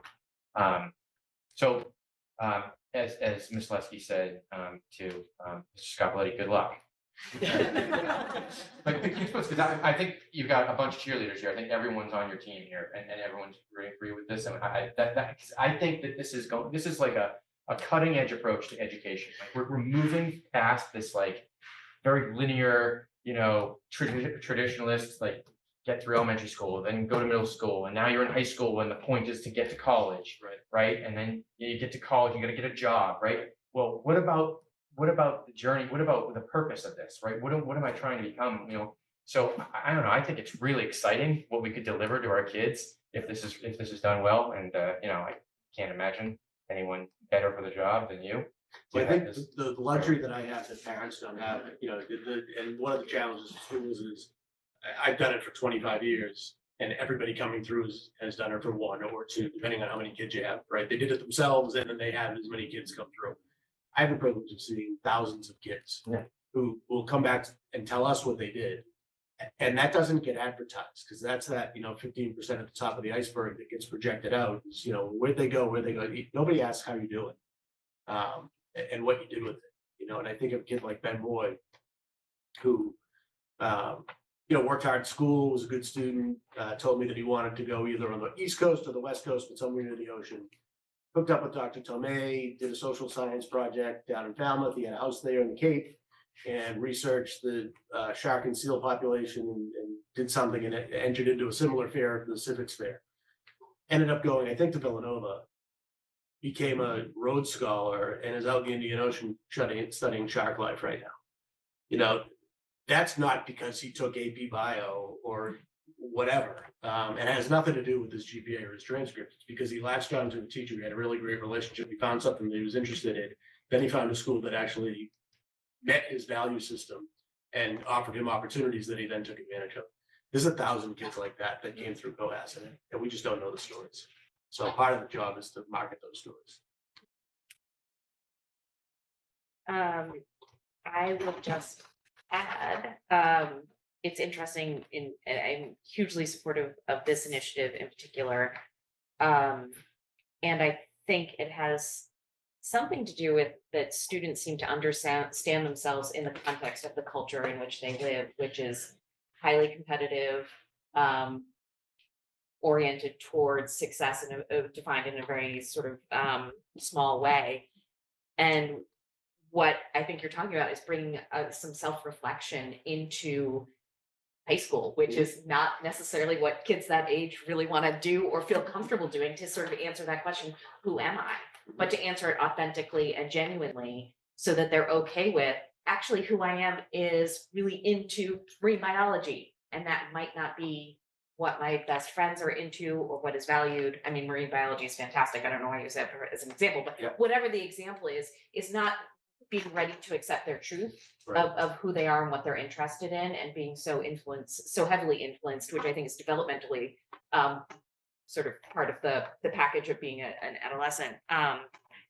But it seems like you're setting this up for that sort of preparation of having students develop a better understanding of self, and in that understanding being able to recognize their successes in different ways. So it's absolutely brilliant. And it's an industry that often has a deficit mindset, the way it's spoken about. You know, we didn't do as well on MCAS. We have a, achievement gap. What's your college acceptance rate? It's focused on all these weaknesses. And all you need to do is shift the other side of the coin. Not that weaknesses are bad. I mean, it's good to study anxiety so you can develop anxiety medication. It's also good to study people who don't have anxiety to figure out what they're doing right. And have kids identify with their strengths and use those strengths to their advantage, both in their course selection and in their future plans. Because that's when you really start to develop a sense of purpose and where you fit in the world. Yes. And that's what we're really trying to promote. And I think that there's also like a both and to this, to what Mr. Dial was saying, that you can do both. And sort of, but do it in a way that feels more true to self, and not being a slave to cultural demands. So thank you. We do have an online question from Kate Rennie, 9 Forest Notch. The Athletics Council had some promise, but having attended both public events to get parent feedback on the athletics program in the spring, limiting this to 2 to 3 parents seems insufficient. There was a lot of feedback that suggests more formalized and regular open opportunities for communication are needed. 2 to 3 parents and 2 to 3 students cannot be representative. The charter's membership seems imbalanced and leads towards administrators and coaches. Thank you, Ms. Rennie. I'm not sure if Superintendent Shannon or Mr. Scott, you would like to speak to that. Yeah, I mean, it'll be an evolutionary process, but I think you can't have a committee of 30 and get anything done. You need to have a core group of student representatives that will probably rotate through, coaches will rotate through, and parents will rotate through.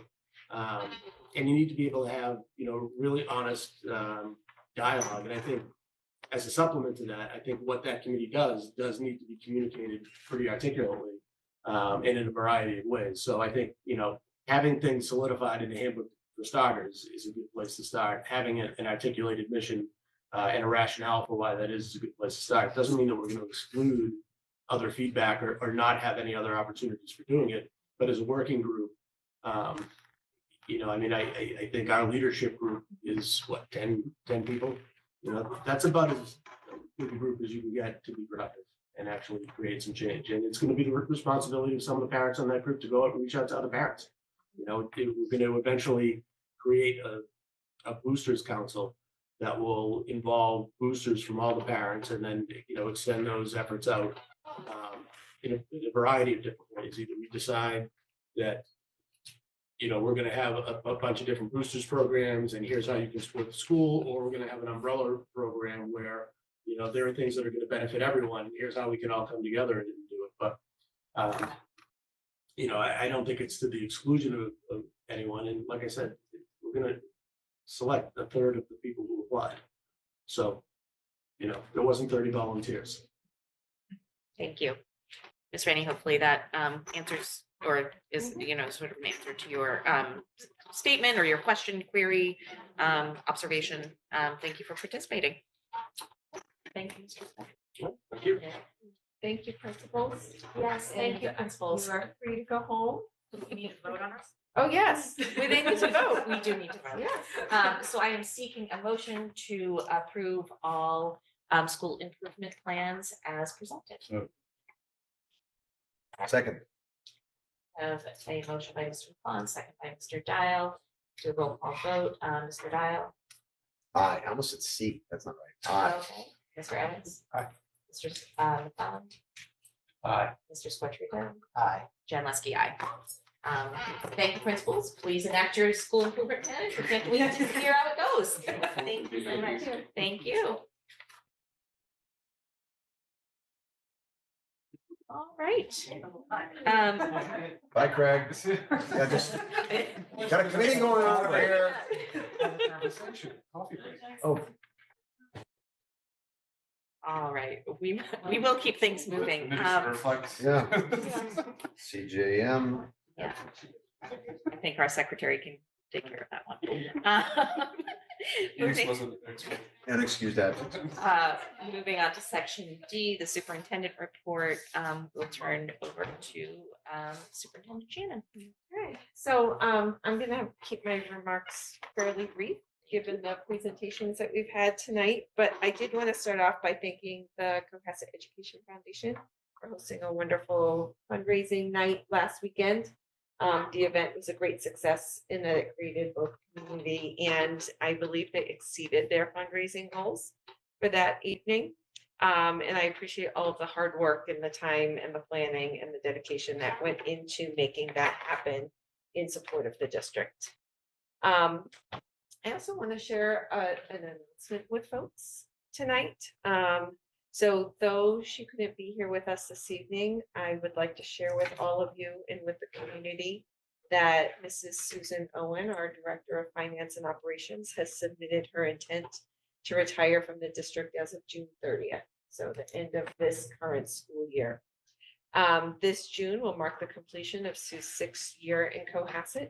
In her time here, she helped lead the district through COVID, has supported the growth and development of the schools, and has been a fabulous colleague. Though I have known her the shortest of most of the leadership team, we will miss her terribly when that time comes and wish her all the best as she starts to plan for this next part of her journey. The role of Director of Finance and Operations is a crucial role for any district and is not an easy one to fill. And so given that she and I have had several conversations about the need to start this search early in case we needed to do the search more than one time. And so we are going to start that process this coming week. I will be looking to create a hiring committee and anticipate that committee will consist of 10 to 12 people, including a member of the school committee as well as leadership. Several of the departments that Sue runs or that position runs. Hoping to have the town accountant from the town side on that committee as well. And we'll be posting that position on School Spring on November 3rd and accepting resumes through November 17th. The hiring committee will then meet to review resumes, choose candidates to come in for interviews. We'll be holding those interviews in early December and anticipate holding finalist round interviews in mid-December with the hope of making an offer prior to the winter break. And while if that does not work out, that will afford us the time to run a second round of process after the break starting in January.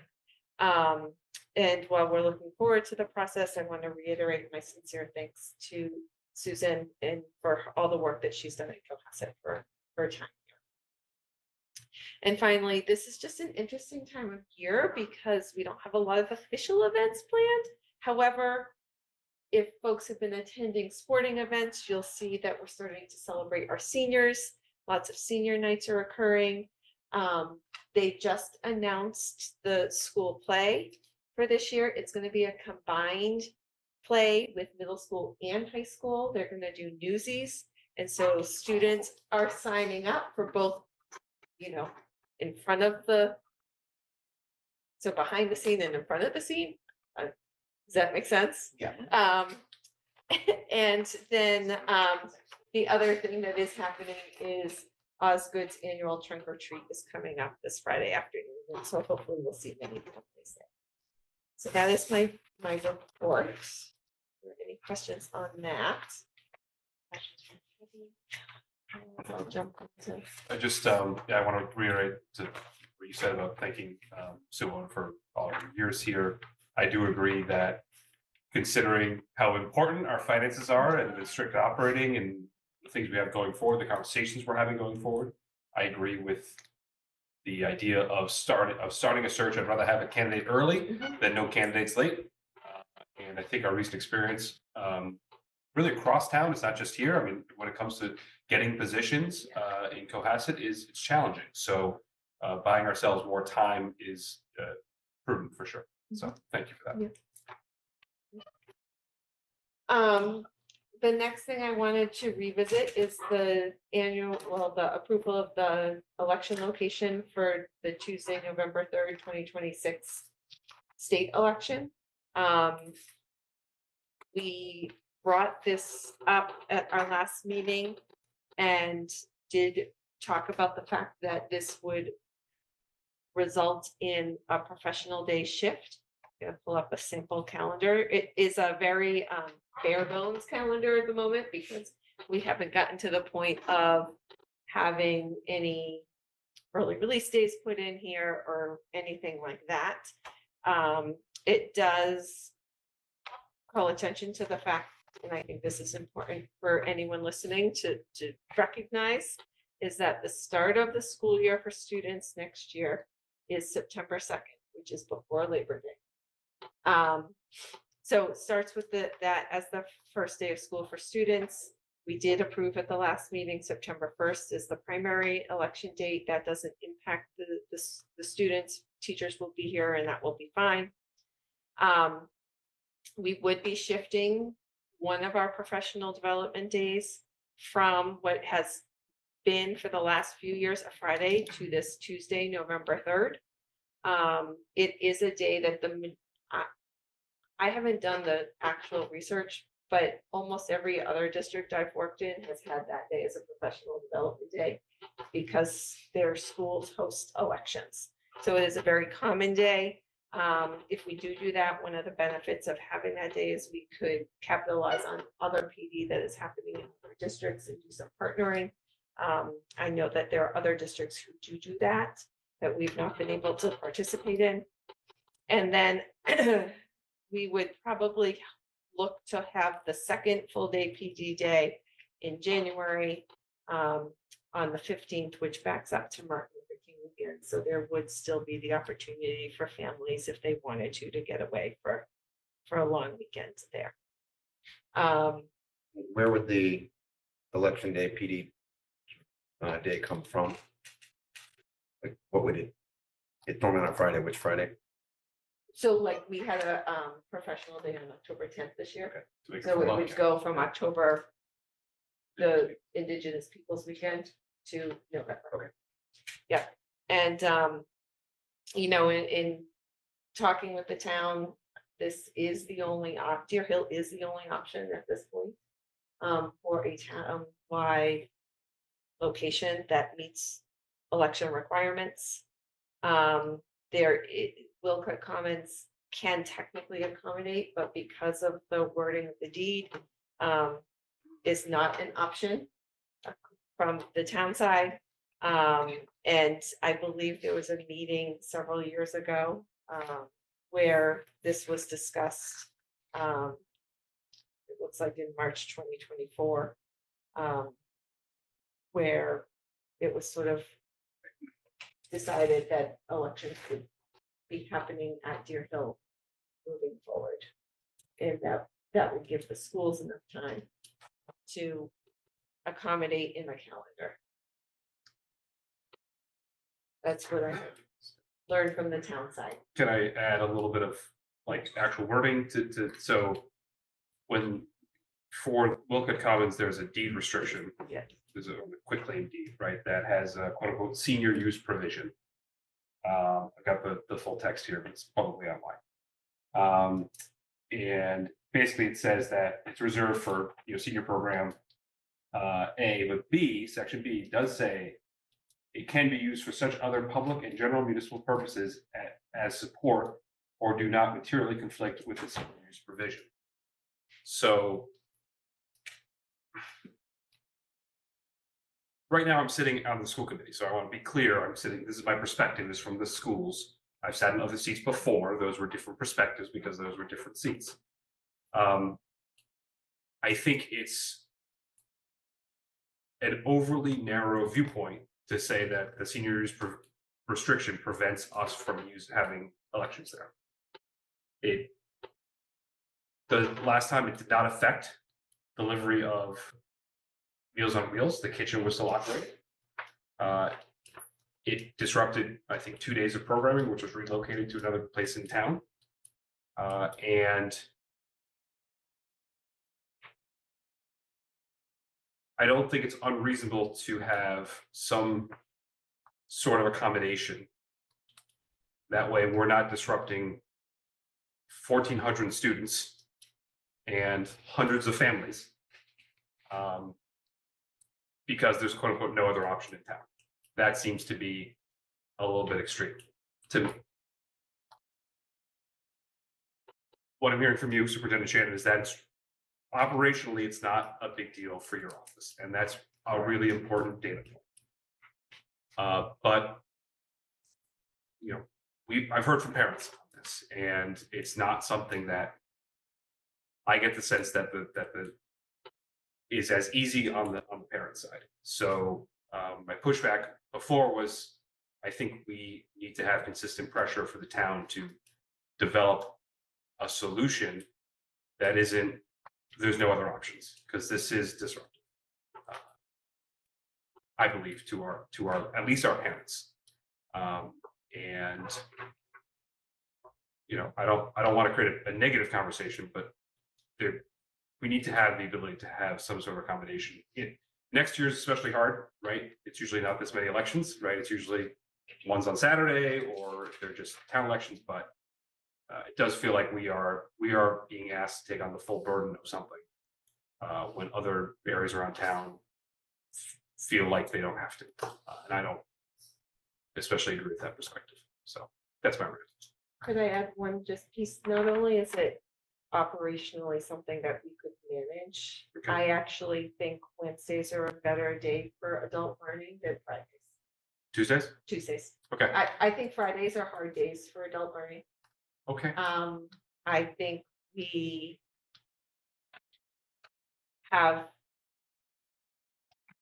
more attendance issues with adults on Fridays. when That they're makes back sense. after The long reason we like the weekends. Fridays is we get out of town. Yeah, okay. I also can tell you that the Professional Learning Council is going to be looking to do a survey for what day we do early release days as well, because Fridays are not, again, a great day for adult learning in the afternoons, and we are seeing high attendance issues for students So from on those days as well. So I just wouldn't want us to make a decision based on one day and one data point when this may be maybe even larger conversation at some point. That's excellent context. Thank you. Okay. I'll just respond quickly. I was not aware of this 2024 discussion, so I don't know with whom that was had and what it is, but I don't feel bound by it because it was not had at the committee level. I wanted to table the discussion of this last time to get parental feedback and community feedback. I've gotten community feedback and it is resoundingly not in support of making this change. This is parents have planned for this. There's traditions. There's that. I hear you, Ms. Shannon, that there may be a larger question about how we utilize professional development days, but I think that I'm not prepared to make a change on our usage of professional development days in this context. And as a representative of constituents, I would have to represent their interests to say that we're not going to change this. It's been very clear to me that I've not gotten any dissenting views, and I've gotten lots of other views, passionate views that we should not move this thing. And we can have later on conversations about weighing, the benefits to the community for vacations, for time together, time as families versus the quality of professional development. And if there's attendance issues, that may be a different issue. But as far as the issue on the table, my read of the community from the feedback that I received over the time since we opened this was resounding not supportive of that. And if there is even just another option that seems like it could be explored at the Willicott Common, then I think that should be explored. So can I just share what they shared, the resource that they provided to me? Because obviously I wasn't here at that time. But apparently there was a meeting in March of 2024 that included police, fire, town clerk, town manager, emergency management, schools, library, HR, council on aging, rec, facilities, and DPW, and that's where the decision was made. And that in discussion with the school district, the town clerk was told to notify us with enough notice so that the calendar could accommodate it. And so that's just, I don't know who was at that meeting, but it does sound like schools in some format were at that meeting and made that agreement. So 2024, I think, Mr. McClellan, you would have been chair. It would be you or me. I was not there. I don't recall that meeting. Do you recall a meeting like that? I recall talking about the subject before. I am at a lot of meetings regarding the school district. I do not remember if I was at something like this. I do remember this being a discussion topic, and I do remember that the schools had communicated a willingness to work with the town to perhaps the level of assurances that we would do what we need to do our part to help the town with the elections. But I don't have specific recollections of the conversation. I just know that it did happen, and as you were discussing it, I was thinking to myself, was it me? Yeah. I don't know. Yeah. Well, I mean, I feel like we've shown with the primaries that we're willing to do our part. But I think part of that caveat of we need to get advance notice, we need to change color, we need to approve the calendar. And I'm hearing from constituents that they don't want to accommodate this. I think leads me down the decision path. Can I ask a clarifying question when we're talking about constituent feedback? Is it the loss of an extra long weekend around Indigenous Peoples Weekend? Is that what the rub is right now? There's two themes of feedback that I've got. Yeah, I'm just curious. Yeah. No, it actually, we should discuss that. One theme is exactly that. Well, it's a 4-day weekend, time with family. We can plan trips. We have planned trips for years, blah, blah, blah. And that's it. The other feedback is that it's more difficult to have a Tuesday with kids at home it's like 2 working parents or from even a single working parent. Either way, it's more difficult to have a Tuesday. It's more disruptive from a family flow to have that just random day off in the middle. Now, I mean, you can qualitative or judge that how you like, but those are the themes that I've had. It's more difficult to have it on a middle of the weekday than it is on a Friday or Monday, because people can take work from home on a Friday in a way that they perhaps can't on Tuesday. I know a lot of companies are requiring work in Tuesday, Wednesday, Thursday, so that plays a role in it. But it's not material opposition to holding elections at the schools. It's more about the way in which it impacts the school calendar. Yes. Okay. It's the loss. I just think that's really important. It's loss of the professional development day. It's the professional development day being on a Tuesday instead of on a Friday, especially Friday before a long weekend. That seems to triggers most of the negative feedback. And I think one of the things that is missing for people, or at least the common knowledge, is that we can't have school that day. And that means Deerville, like Deer Hill's a security risk if we have people coming in and out, and we can't limit who gets into voting, right? That has to be open to the public. And so that Deer Hill has to be closed. It means the whole district has to be closed, right? So oh, it's just a gymnasium. No, it's not. That's why I said it's 1,400 kids and it's however many number of families. So, I mean, it does, I mean, it seems silly that we have to, it seems, I don't want to use inequitable either. Doesn't seem quite level that we close 4 giant buildings of students to accommodate just one space. Like it's just an inefficient process. And the feedback, my personal feedback is the 4-day weekend, but the feedback I've heard is Tuesdays is just it is. And we talked about that in different contexts before, but again, I also, as I said earlier, like I sat in other seats. I understand the restrictions we have in this, and I guess we're not alone in this. So I can say okay and also not like it. But what I'd like to do is we approve this, but for 27, 28, we should have that meeting again. And this isn't a default.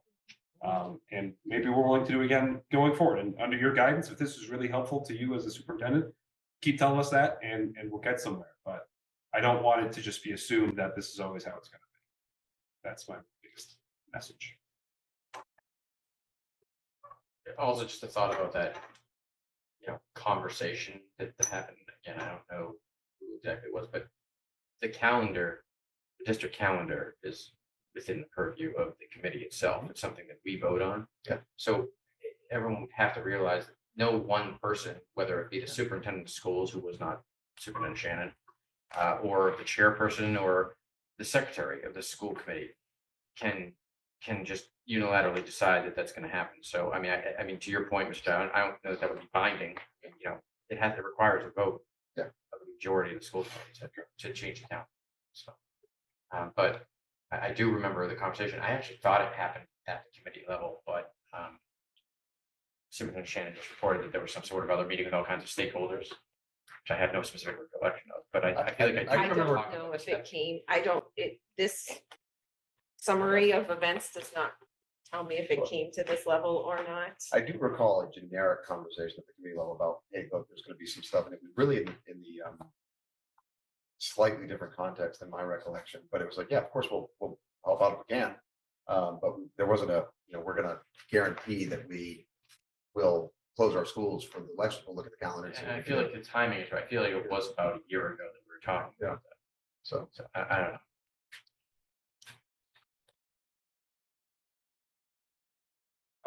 Motion to approve with all the stuff I've said. I do understand that we have to Before we do that, my apologies. I guess if we're gonna have a vote, I do want to, I would like clarification on the deed restriction. That seems to be a fairly big other option. If there is no other option, if there actually is legally no other option, then I would support this. But if there is any other option, even in a reading of a deed restriction, then I would not. Do we have a liaison to the Elder Affairs Committee? So we could bring in Glenn. I'm just looking because I will share with you what the rest of this. I didn't want to read it word for word, but so with the closure of the town hall auditorium, the emergency polling location at Wilcott Common was approved for utilization for the March 2024 presidential primary, which was a plan developed with police, fire, and emergency management as required by state law. Wilcott Commons met all the state requirement, worked out great logistically, and received good feedback from the public. However, there was pushback from Elder Affairs Board for use for future elections due to potential disruptions of senior programming, which would have to be canceled. And then there was an agreement to review future locations. The consensus was that the only other location that could meet state requirements, barring the use of Wilcott Commons due to a court-ordered deed restriction on the use of the building for town business, other than backup emergency location, was Deer Hill Gymnasium. I have not seen a record of a court ordering. I mean, there's a deed restriction, but I don't know of any litigation. I don't know either. I just know that. I don't know if there's a court order. Right, if the phraseology here makes it seem like it's something that it's not, just maybe a word choice. I don't know the answer to that. And that though the town was able to contract St. Anthony's for 2024. The church does not want to make commitment for future elections. They have, it's their prerogative, they're private, and there had to be other improvements made to that site to meet the state requirements for a voting location. And so given the, I'll use the language here in a court order, to not be able to use Woodcut Commons and St. Anthony's not being available, the only other space in town that is town owned, that does meet the state law is Deer Hill. That's helpful. I guess still, the open question for me is it an actual legal requirement? Are we prohibited? We did use Wilcott Common, so it must not be illegal. So we can do it. Well, I think this Right, but I mean, I still, it seems like there's some Yeah. reason to differ there. And if we're weighing disrupting 1,400 students and families against the feedback I have versus disrupting, I just, the interest as a school committee member of the school programming disruption and the magnitude of that versus disrupting senior programming seems, not the same. And as a citizen, not as a school committee member, I would say that as a town, we take the smaller amount of disruption of senior programming on a couple days versus the entirety of our school district. So I guess for me to vote for this, I would need to be convinced that there actually is legally no other option. If there is legally no other option, then I would support changing the date. So if we have time, do we make a motion to table this again with the interest of seeking out more detailed information about restrictions on Wolcott? And then sharing the load between those two, both the district and Wolcott as an organization, because we are hosting the September, which better aligns with our service provision to the students. Do we and have time? families. And that, I guess that's. I don't think we do. I don't know that we do. I would like, I don't love the idea of us saying no and then saying no like that. We got to get out of that cycle, right? So I think I've expressed my discomfort, and I'm on the same side with Mr. Dial here on a lot of on everything he said. But I do understand the necessity portion of this, and I think what I like to do is have some of us sit down with Elder Affairs and talk through what their programmatic disruptions are, and see if we can help them. Right? If they're going to help us, we can help them, and understand that we're all one town, and I'm going to go to town meeting and vote for senior programming, and seniors are going to vote for school programming. We're all in the same canoe here, and I don't want it to seem like we're not willing to help, because we are. But if there's a way that we can discuss this amicably, and if we don't get anywhere, that's fine too. I'm not gonna prejudge the conversation. But if there's things that they can't do, can we help out with that somehow? And see if there's some way that, because I think if the Elder Affairs Board feels that they can still offer the program they need to on those days, we have, I think, satisfied that provision. So let's be in a helpful mode going forward. I agree, and I think there are ways in which we can collaborate to be helpful in terms of problem solving. Wait, hold on. Right. It would be much. I would imagine the attendance of those programs is probably less than the town election. So we might be able to figure out a way to utilize school property. We have a lot of resources. Yeah. Exactly. Yeah. So, and we're more than willing, because again, the disruption we have is high. So, there's a. So is there someone who would like to make a motion? I will move that we accept the state election for November 3rd, 2026, for and adjust the calendar accordingly. Second. Mr. Dial. Nay. Mr. Evans. Aye. Mr. McClellan. I must abstain because I'm a candidate in that election, and I don't think it's appropriate for me to vote on where it occurs. Sure. Mr. Squidrido. Aye. Jen Leskey, aye. That will pass. 3 yeses, 1 nay, and 1 abstention. Thank you, everyone.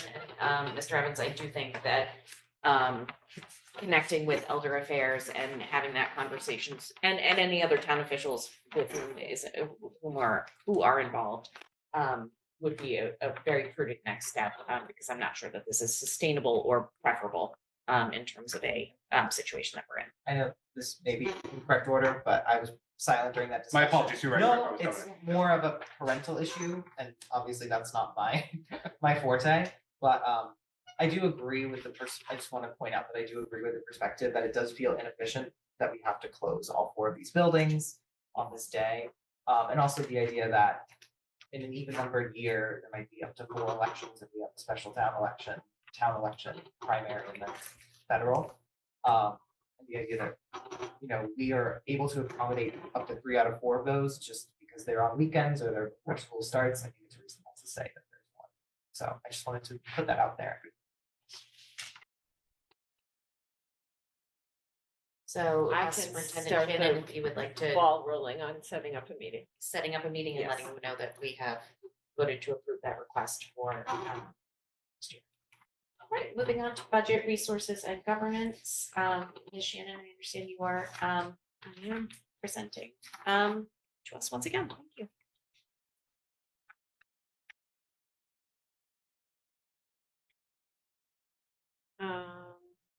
Share documents.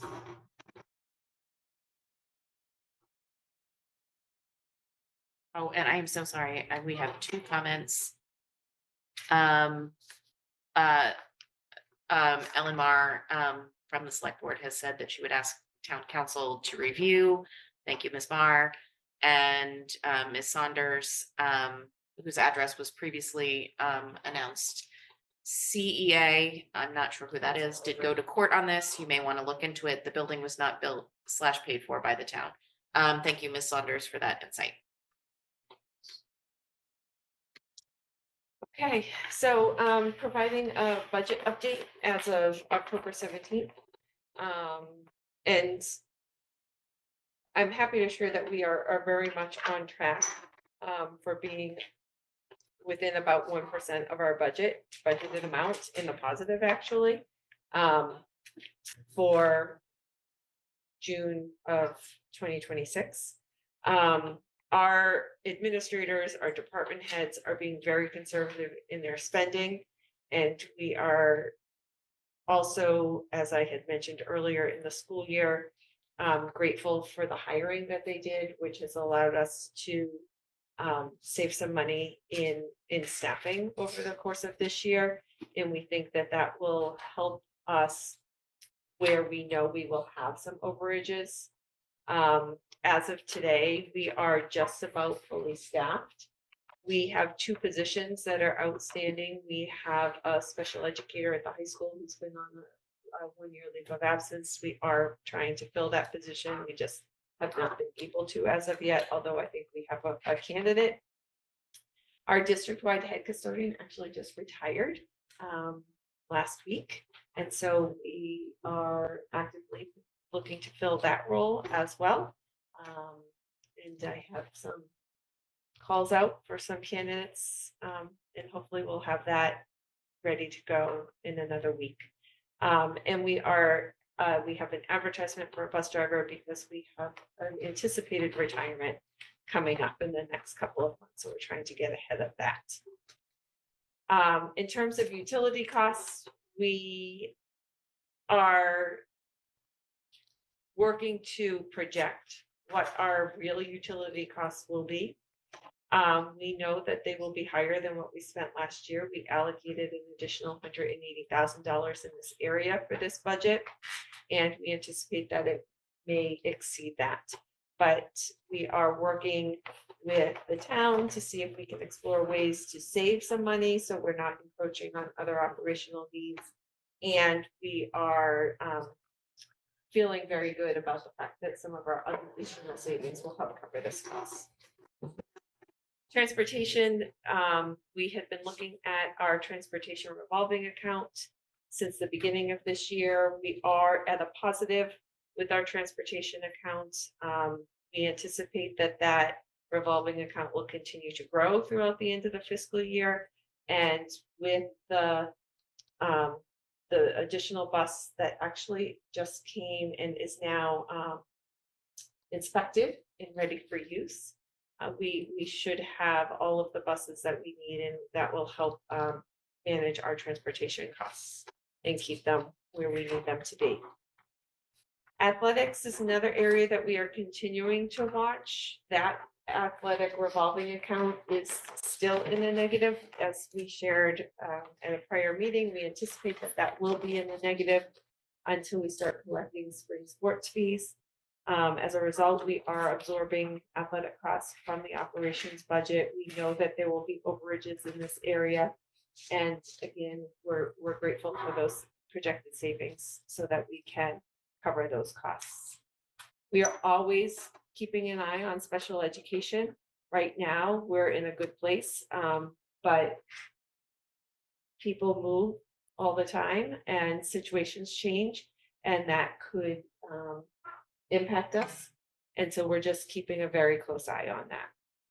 So as we move forward, we are continuing to track monthly our utility consumption against our budget. We are continuing to track athletics, including athletic transportation.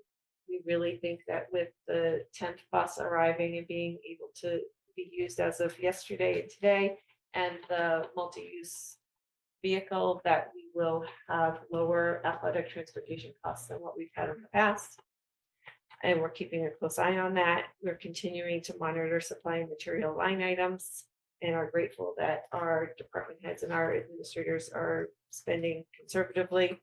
And we're continuing to track special ed placements and tuitions.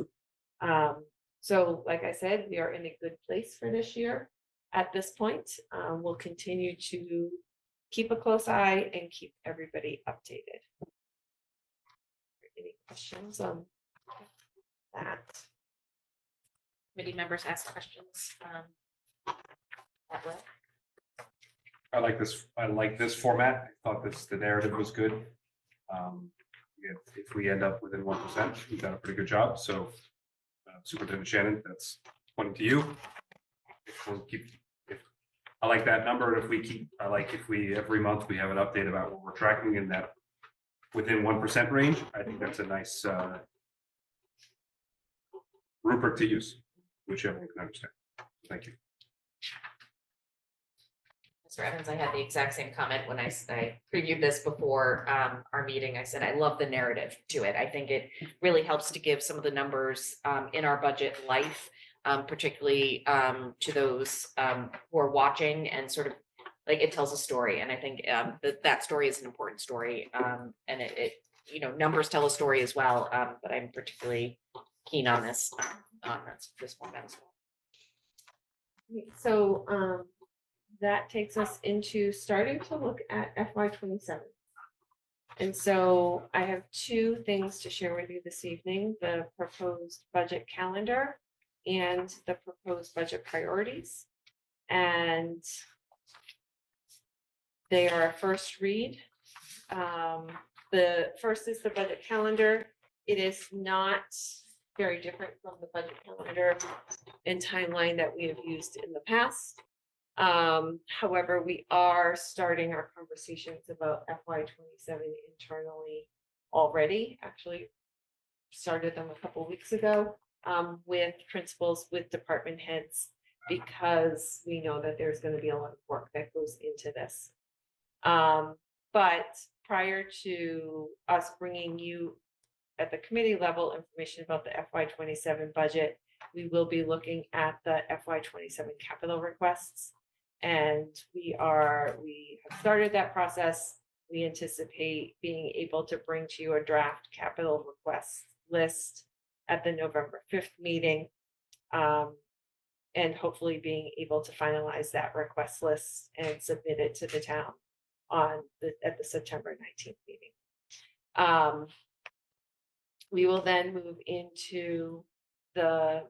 Well, this is a first read. I don't think we need to go through every date. Okay. I think that it's presented. We have it. I mean, I don't think you need to read the entire thing out loud. That's fine with me. Right. Okay. So first read, and then we'll bring this to the next meeting to hopefully vote on it. All right. Also, we have our budget priorities. Draft of those. Switching my screens here for a moment.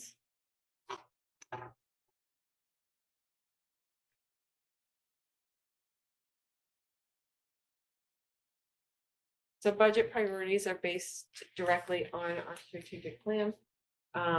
They highlight our 4 compass points. They allow us to work towards our district and school goals. I think when you read through this, you'll see that they're very much aligned with the school improvement plans that you heard tonight. And the strategic plan that I presented to you in past meetings. A question did come up, especially around resources, around knowing about the MSBA process. You will actually have to vote on the priorities prior to us being notified by the MSBA. So just wanted to make that note. What does that mean? It just means that we won't know if we've been admitted into the MSBA process by the time you have to vote on this. For the FY 20. Gotcha. Yes. Yeah. Any questions on this? Say that again, Superintendent Shannon, we won't know. You will vote on if these are our budget priorities. Oh, Before we right, on the know. priorities. Okay, Yes. I'm sorry, yes, okay. Although it's in there. It is. It's in there. It's before, been in there, so- yeah. So that seems to be okay. It wouldn't materially change, but yeah, having, It wouldn't, but Yeah. it would be more specific. Yep. If we knew. yeah, because we're not stating renovation or reconstruct, we're saying it could be either of these things, right? Yeah. So.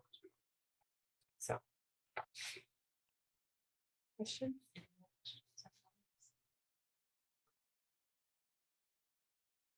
Thank you. All right. I think that's all I have for budget. Thank you, Superintendent Shannon. Mr. McCollum just pointed out that on the agenda, it looks like we needed to take 2 votes regarding the election date, one for the approval of the location at the Deer Hill Gymnasium and another to add the election date to the 26-27 school calendar. I think. My motion said both things, but I can Yes. split it up. I did say both I things. wasn't sure if it did, okay. It did. Okay, I- great. that's Thank the way- you, that's Ms. the way- Evans. okay. As long as you heard it. Okay. You were the name, so All as long right, as you. at this point, we're at block F, community relations and communications and reports from any school committees, subcommittees and liaisons at this point, if there are. Subcommittee, I'll note that much of the substance of what we discussed was just presented, but the budget subcommittee did meet and went over the budgeting process with Superintendent Shannon. And we are encouraged with the current state of the budget and as it just presented here. So just let people know that meeting did happen. We are watching the budget. Just Are as you a safe harbor liaison? you are. Okay, thought so. I had a report. We are in the midst of potentially planning as one of the fundraising initiatives for Safe Harbor, a restaurant night at the high school. Very early phases right now. We're thinking of doing this sometime early next year, and we're talking to Mr. Codone, our Director of Food Services, and it's going to be a student run initiative where the students are developing a menu and students are going to be marketing the event. They're going to be staffing the event. We're hoping to have maybe some musicians there, some visual arts there. It's going to be some mocktails. This is a substance abuse awareness event, and it could be a really, really good time. So it's very early on. Just want to throw it out there to sort of, inform everyone this is going on. That is fantastic. Any other reports? I liaise with AEC and that's what we have next. So as the liaison, I liaised. All right, well, thank you for liaising. We do have in block G a topic not reasonably anticipated by the chair. At the last minute, we are able to have Ms. Tanya Bodell joining us here, representing the AEC to talk a little bit about the solar panels on schools and around schools on school property, the history of that, and to allow committee members to ask any relevant questions that you might have. And then the committee will have a meeting at a later point for about 10 minutes to vote. We will not be voting tonight, but this is our opportunity to become informed, to ask questions and to contemplate. So Ms. Bodell, thank you for wading through this extra long meeting, and for being here. No problem, no problem. Thank you for having us. Ms. Bedell, could you just articulate what the AEC is? Oh, Yes, sorry. and I'll introduce myself as well. My name is Tanya Bodell. I'm at 48 South Main Street. I'm the chair of the Alternative Energy Committee, which the acronym is AEC, fittingly because three-letter acronyms are rampant in the energy industry and space. I have been a consultant in the energy industry for more than 30 years, meaning I started at age 5, and therefore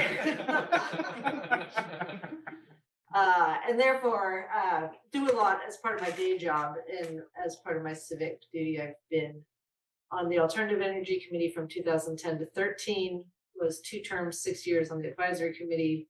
And in 2019, went back to the Alternative Energy Committee and have been the chair since, with an amazing committee that's very passionate and very interested in finding alternative ways for the town, as we say, to have 2 types of green.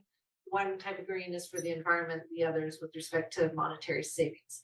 And we take a very pragmatic approach to that, which is you can't have one without the other, especially in this town. And luckily for us, there have been federal and state incentives that have allowed us to move forward and have savings.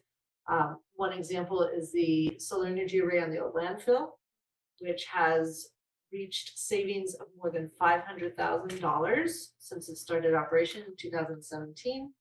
Most of that goes to the schools. So it is put as a credit on the school's electricity invoice. But I would say that that is only 10% of the total municipal-wide usage of electricity. There's more opportunity for us to pursue solar. School roofs have had a telescope target on them since 2010, and it has not worked because the roofs were midlife. And so we did go out after getting town approval in 2010. This is our 3rd time talking about what's in Article 11 in the warrant. We did go out, we asked bidders to give a proposal to remove the solar panels off of the roofs at least once during the 20 or so year life of the contract. And it just didn't make economic sense. So we did not pursue it in 2013. In 2020, we asked the town again and the school committee to provide permission for a disposition of assets, meaning a lease of school property or potential solar energy arrays. We received that at town meeting with unanimous support of the school committee and select board and advisory committee. We did go out, we received different offers and arrangements, most of which were focused on carports, though we did receive the school roof offers as well. Again, the age of the roof and the proximity of the replacement didn't make sense. And on the carports, the way it was proposed was not aesthetically pleasing. We come to you again because we can't go out to bid or offer to lease town property without permission from the town. And it's just better for the market if they see we have that commitment in place already to go and ask for the market to come back. There's a time constraint here in the sense that with the most recent legislation that scaled back some of the federal incentives, a 30% rebate on the expenses expires if the project is not operational by the end of 2027. I don't know the exact timing of the Osgood roof, and it has cursed me since 2010, but I'm hoping it may be in play to allow us to look at that as an option. That Deer Hills roof replacement may be in play to look at it as an option that we, with what's been done related to the buses and other configurations around the parking lots in Deer Hill, there might be other opportunities we might want to look at for carports, but all of that starts with what's in Article 11, which is permission from the town to lease town assets, meaning the school property, to go out and solicit for ideas and offers on solar energy projects. And in those offers, the town puts no money down. There's no bonds. The developer does that, finances the project, and in exchange, the town commits to purchasing the energy from the solar energy array for up to 25 years, as it's worded in that warrant article. So this article should look familiar. It's picked up from the 2020 warrant. The motion is exactly the same as the motion that appeared in the 2020 town meeting. We are asking to do this as part of the special town meeting because of the timing, and just want the flexibility. And again, it's a commitment to nothing except a lease, and then we would normally have an evaluation committee that has members from the Alternative Energy Committee, School Committee, the Capital Budget Committee, Advisory Committee, and Select Board to review the submissions and see if it makes economic sense and aesthetic sense and other. So it's a school committee approval at the end of the day. The town select board, because it's town property, would also have to approve whatever is decided upon. This is just a first step to go out to the market and see what they might offer. So, question first, great, I love this. I have solar panels on my roof, they're awesome. They are great. A lot of backtabbing in this meeting. Yeah, well, especially Craig. That was the panels. But a question, why is, and you know this industry better than I do, why is it a lease of school property as opposed to us acquiring panels? Like, to whom are we leasing property and what exactly are we leasing when we approve that? Great question. So there would be two ways that the town could move forward with this. One is to, on its own, go out to bid and own and operate the solar panels by itself. That would require bonding, funding, a level of maintenance that we may not be prepared to do, in which case we wouldn't need approval to lease. That was never an option before the Inflation Reduction Act, because the town did not get the tax credit because it's a non-taxpaying entity.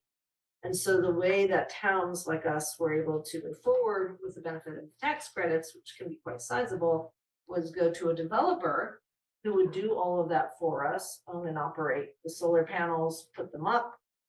They would generate the electricity. The town would buy the electricity from the developer, and in exchange, either use it directly, or in the case of the landfill, sell it back to National Grid for a credit, which goes on as an offset to the electricity price. So the lease of the town land is to site the solar panels and have the solar panels there in the case of the landfill or school property. So the idea would be that we would be leasing the space on the school roof, subject to whatever customary conditions, to a developer of solar panels. And A developer of solar projects. Yes.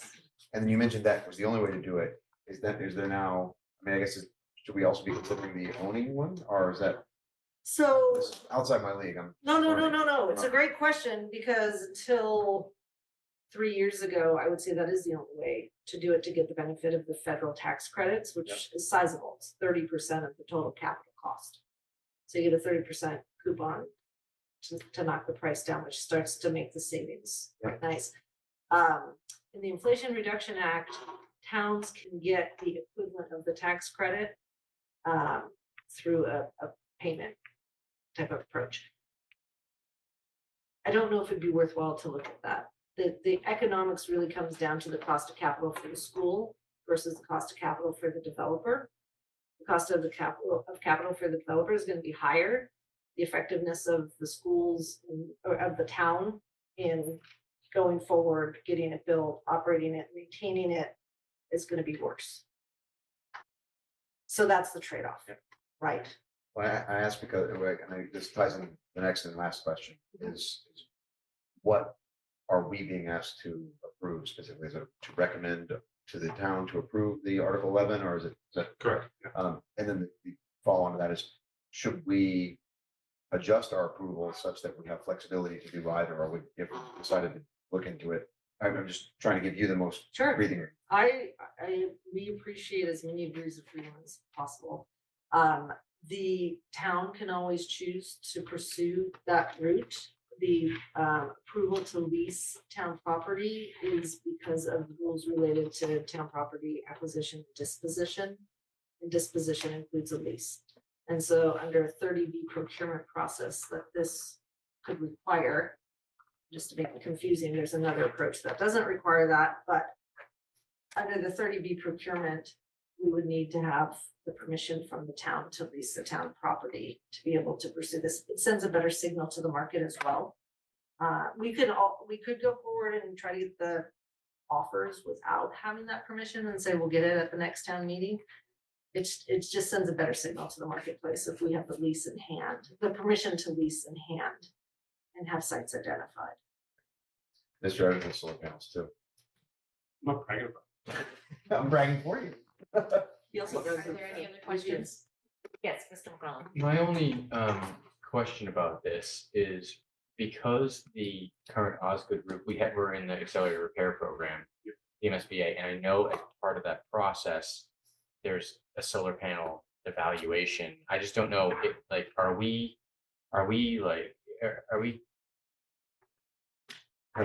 postured to do that, to do this right? Okay, it's not going to adversely impact the It is MSBA. not. But ARP. I do think that, and we said this in email, we need to set up a meeting with you and the designer and the OPM. So that as they go out to bid, we just make sure that that's part of the full conversation as an option. It is part of the MSBA conversation anyway. And so we just want to make sure that they are aware of anything that you need them to know as we do this. Okay. Okay, now I feel like I saw that email somewhere along the line, so, okay. And is our superintendent of schools in support of exploring this? Yes. Anything to save us energy. Okay. There's two potential benefits, and we saw this during the price spikes of the Ukraine war, which is in the case of the landfill, we got a great price and we got a great credit. The difference has tightened, so we'll have to be cognizant of what's the possibility that we could end up upside down. I do that for a living, so I can figure, we can pull the data and take a look at that and be very informed when we look at what the offers are. There are also potentially offers that just give us a fixed 1 to 2 cents per kilowatt hour credit. And then we don't have to worry about the contract going underwater. But you lose the benefit of that upside in the case of a Ukraine war, big price spike, you're still paying the higher prices. The second value is not just the potential savings, but the stability of a price. So we have a 20-year fixed price of 8.8 cents per kilowatt hour at the old landfill. That's nice if you have a budget. And that's nice if you can know what your electricity costs are going to be from year to year because you've locked in a hedge in the form of the net metering credit and the solar power purchase agreement. So there's a lot of reasons to do it, not the least of which is the fact that 30% federal tax credit expires if the project's not operational by the end of 2027. So we might be able to slip this in, maybe even take a look at what other options there are for the schools.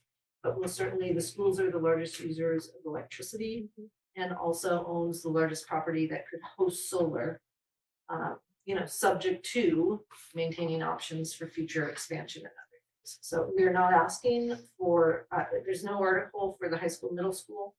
We're focused on Osgood and Deer Hill at this point. But it should look very familiar. Article 11. And it'd be great if you supported it for the benefits that it could bring to the schools and made that known at the special town meeting. Thank you. Any further questions or I've got, comments? 3 things. Yeah, So, great. one, just for public record, this is permission to, not commitment to. Correct. Okay, right, so we can do it, but you said earlier, I want to enforce, if the numbers don't make sense, we're not going to do it, right? This is only for our benefit. Secondly, this is more the wonky side. Will this be behind our meter? So we can kind of get some of the savings we've lost, we now can get because we don't have to go to the grid, or is this still gonna have to go to the grid and then come back through the same transformer back to it? So the developers would advise us and we would cross-check on whether it's more cost-effective to be behind the meter or in front of the meter. And it really comes down to what's the net metering credit that towns can get under the current solar credit program. So we would look at both of those. It turns out after 2020, it was more effective, even if they were on the roof, to have them connect directly into the system.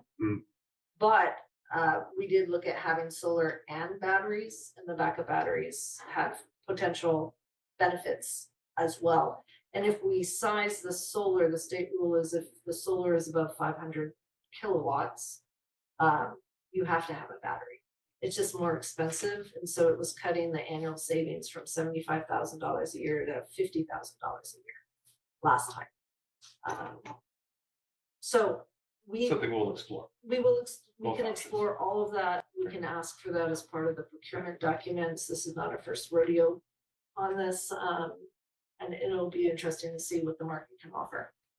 And then finally, the third thing is, as I was going through MSBA, there's also MSBA money for installing heat pumps, right? Rather than using natural gas to power buildings, there's a big push to have new construction be heat pumps. Heat pumps use electricity.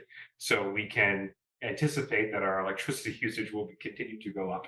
So, and as we just talked about with the utility costs, anything we can do, is we get ahead of it. I'm in strong support of that because I think we'll be seeing the electricity use go up just through our own operations, never mind the price. So, thank you.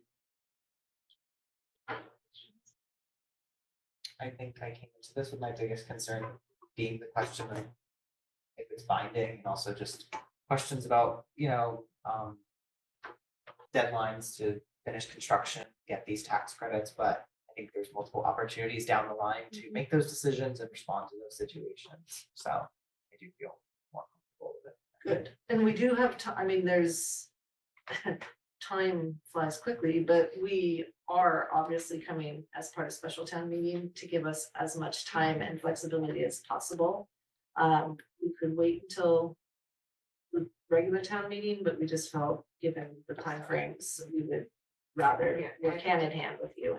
With the time frame for the Osgood roof, we really need it now Ready to be versus ready. the spring.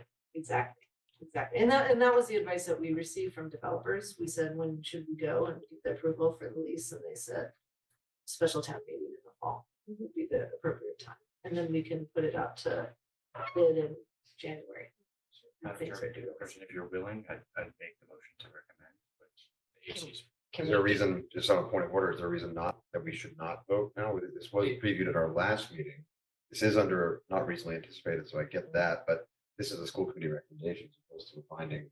So I'd be comfortable making the vote. Sure. Yeah, again, if there is a concern, we can always revote it. The correction for something not on the agenda is to just revote it. So the worst case scenario, we're revoting it anyway. So This is just a recommendation on the warrant. All right. oh yeah, it's still a vote, right? So yeah. Right, but Once it gets to town meeting, it's all moot anyway. So I'll make a motion that we recommend Article 11 for the town warrant. and I'll second the motion. Mr. Dodd? Aye. Mr. Evans? Aye. Mr. Aye. Aye. Jen Leskey, aye. Thank you, Ms. Bodo. You have our full support. Thank you very much. We appreciate it. Thank you. And All right. wonderful presentation as well. Thank Oh, you. I know, no pretty presentation, only verbal. We'll save that for the next time. Thank you. Thank you. Great. We have no minutes to approve and no reason to go into executive session. So at this point, we have fulfilled our agenda and I'm seeking a motion to adjourn. Second? Second. You hadn't had a motion or a second. All right, we'll call vote. Mr. Dial? Aye. Mr. Evans? Aye.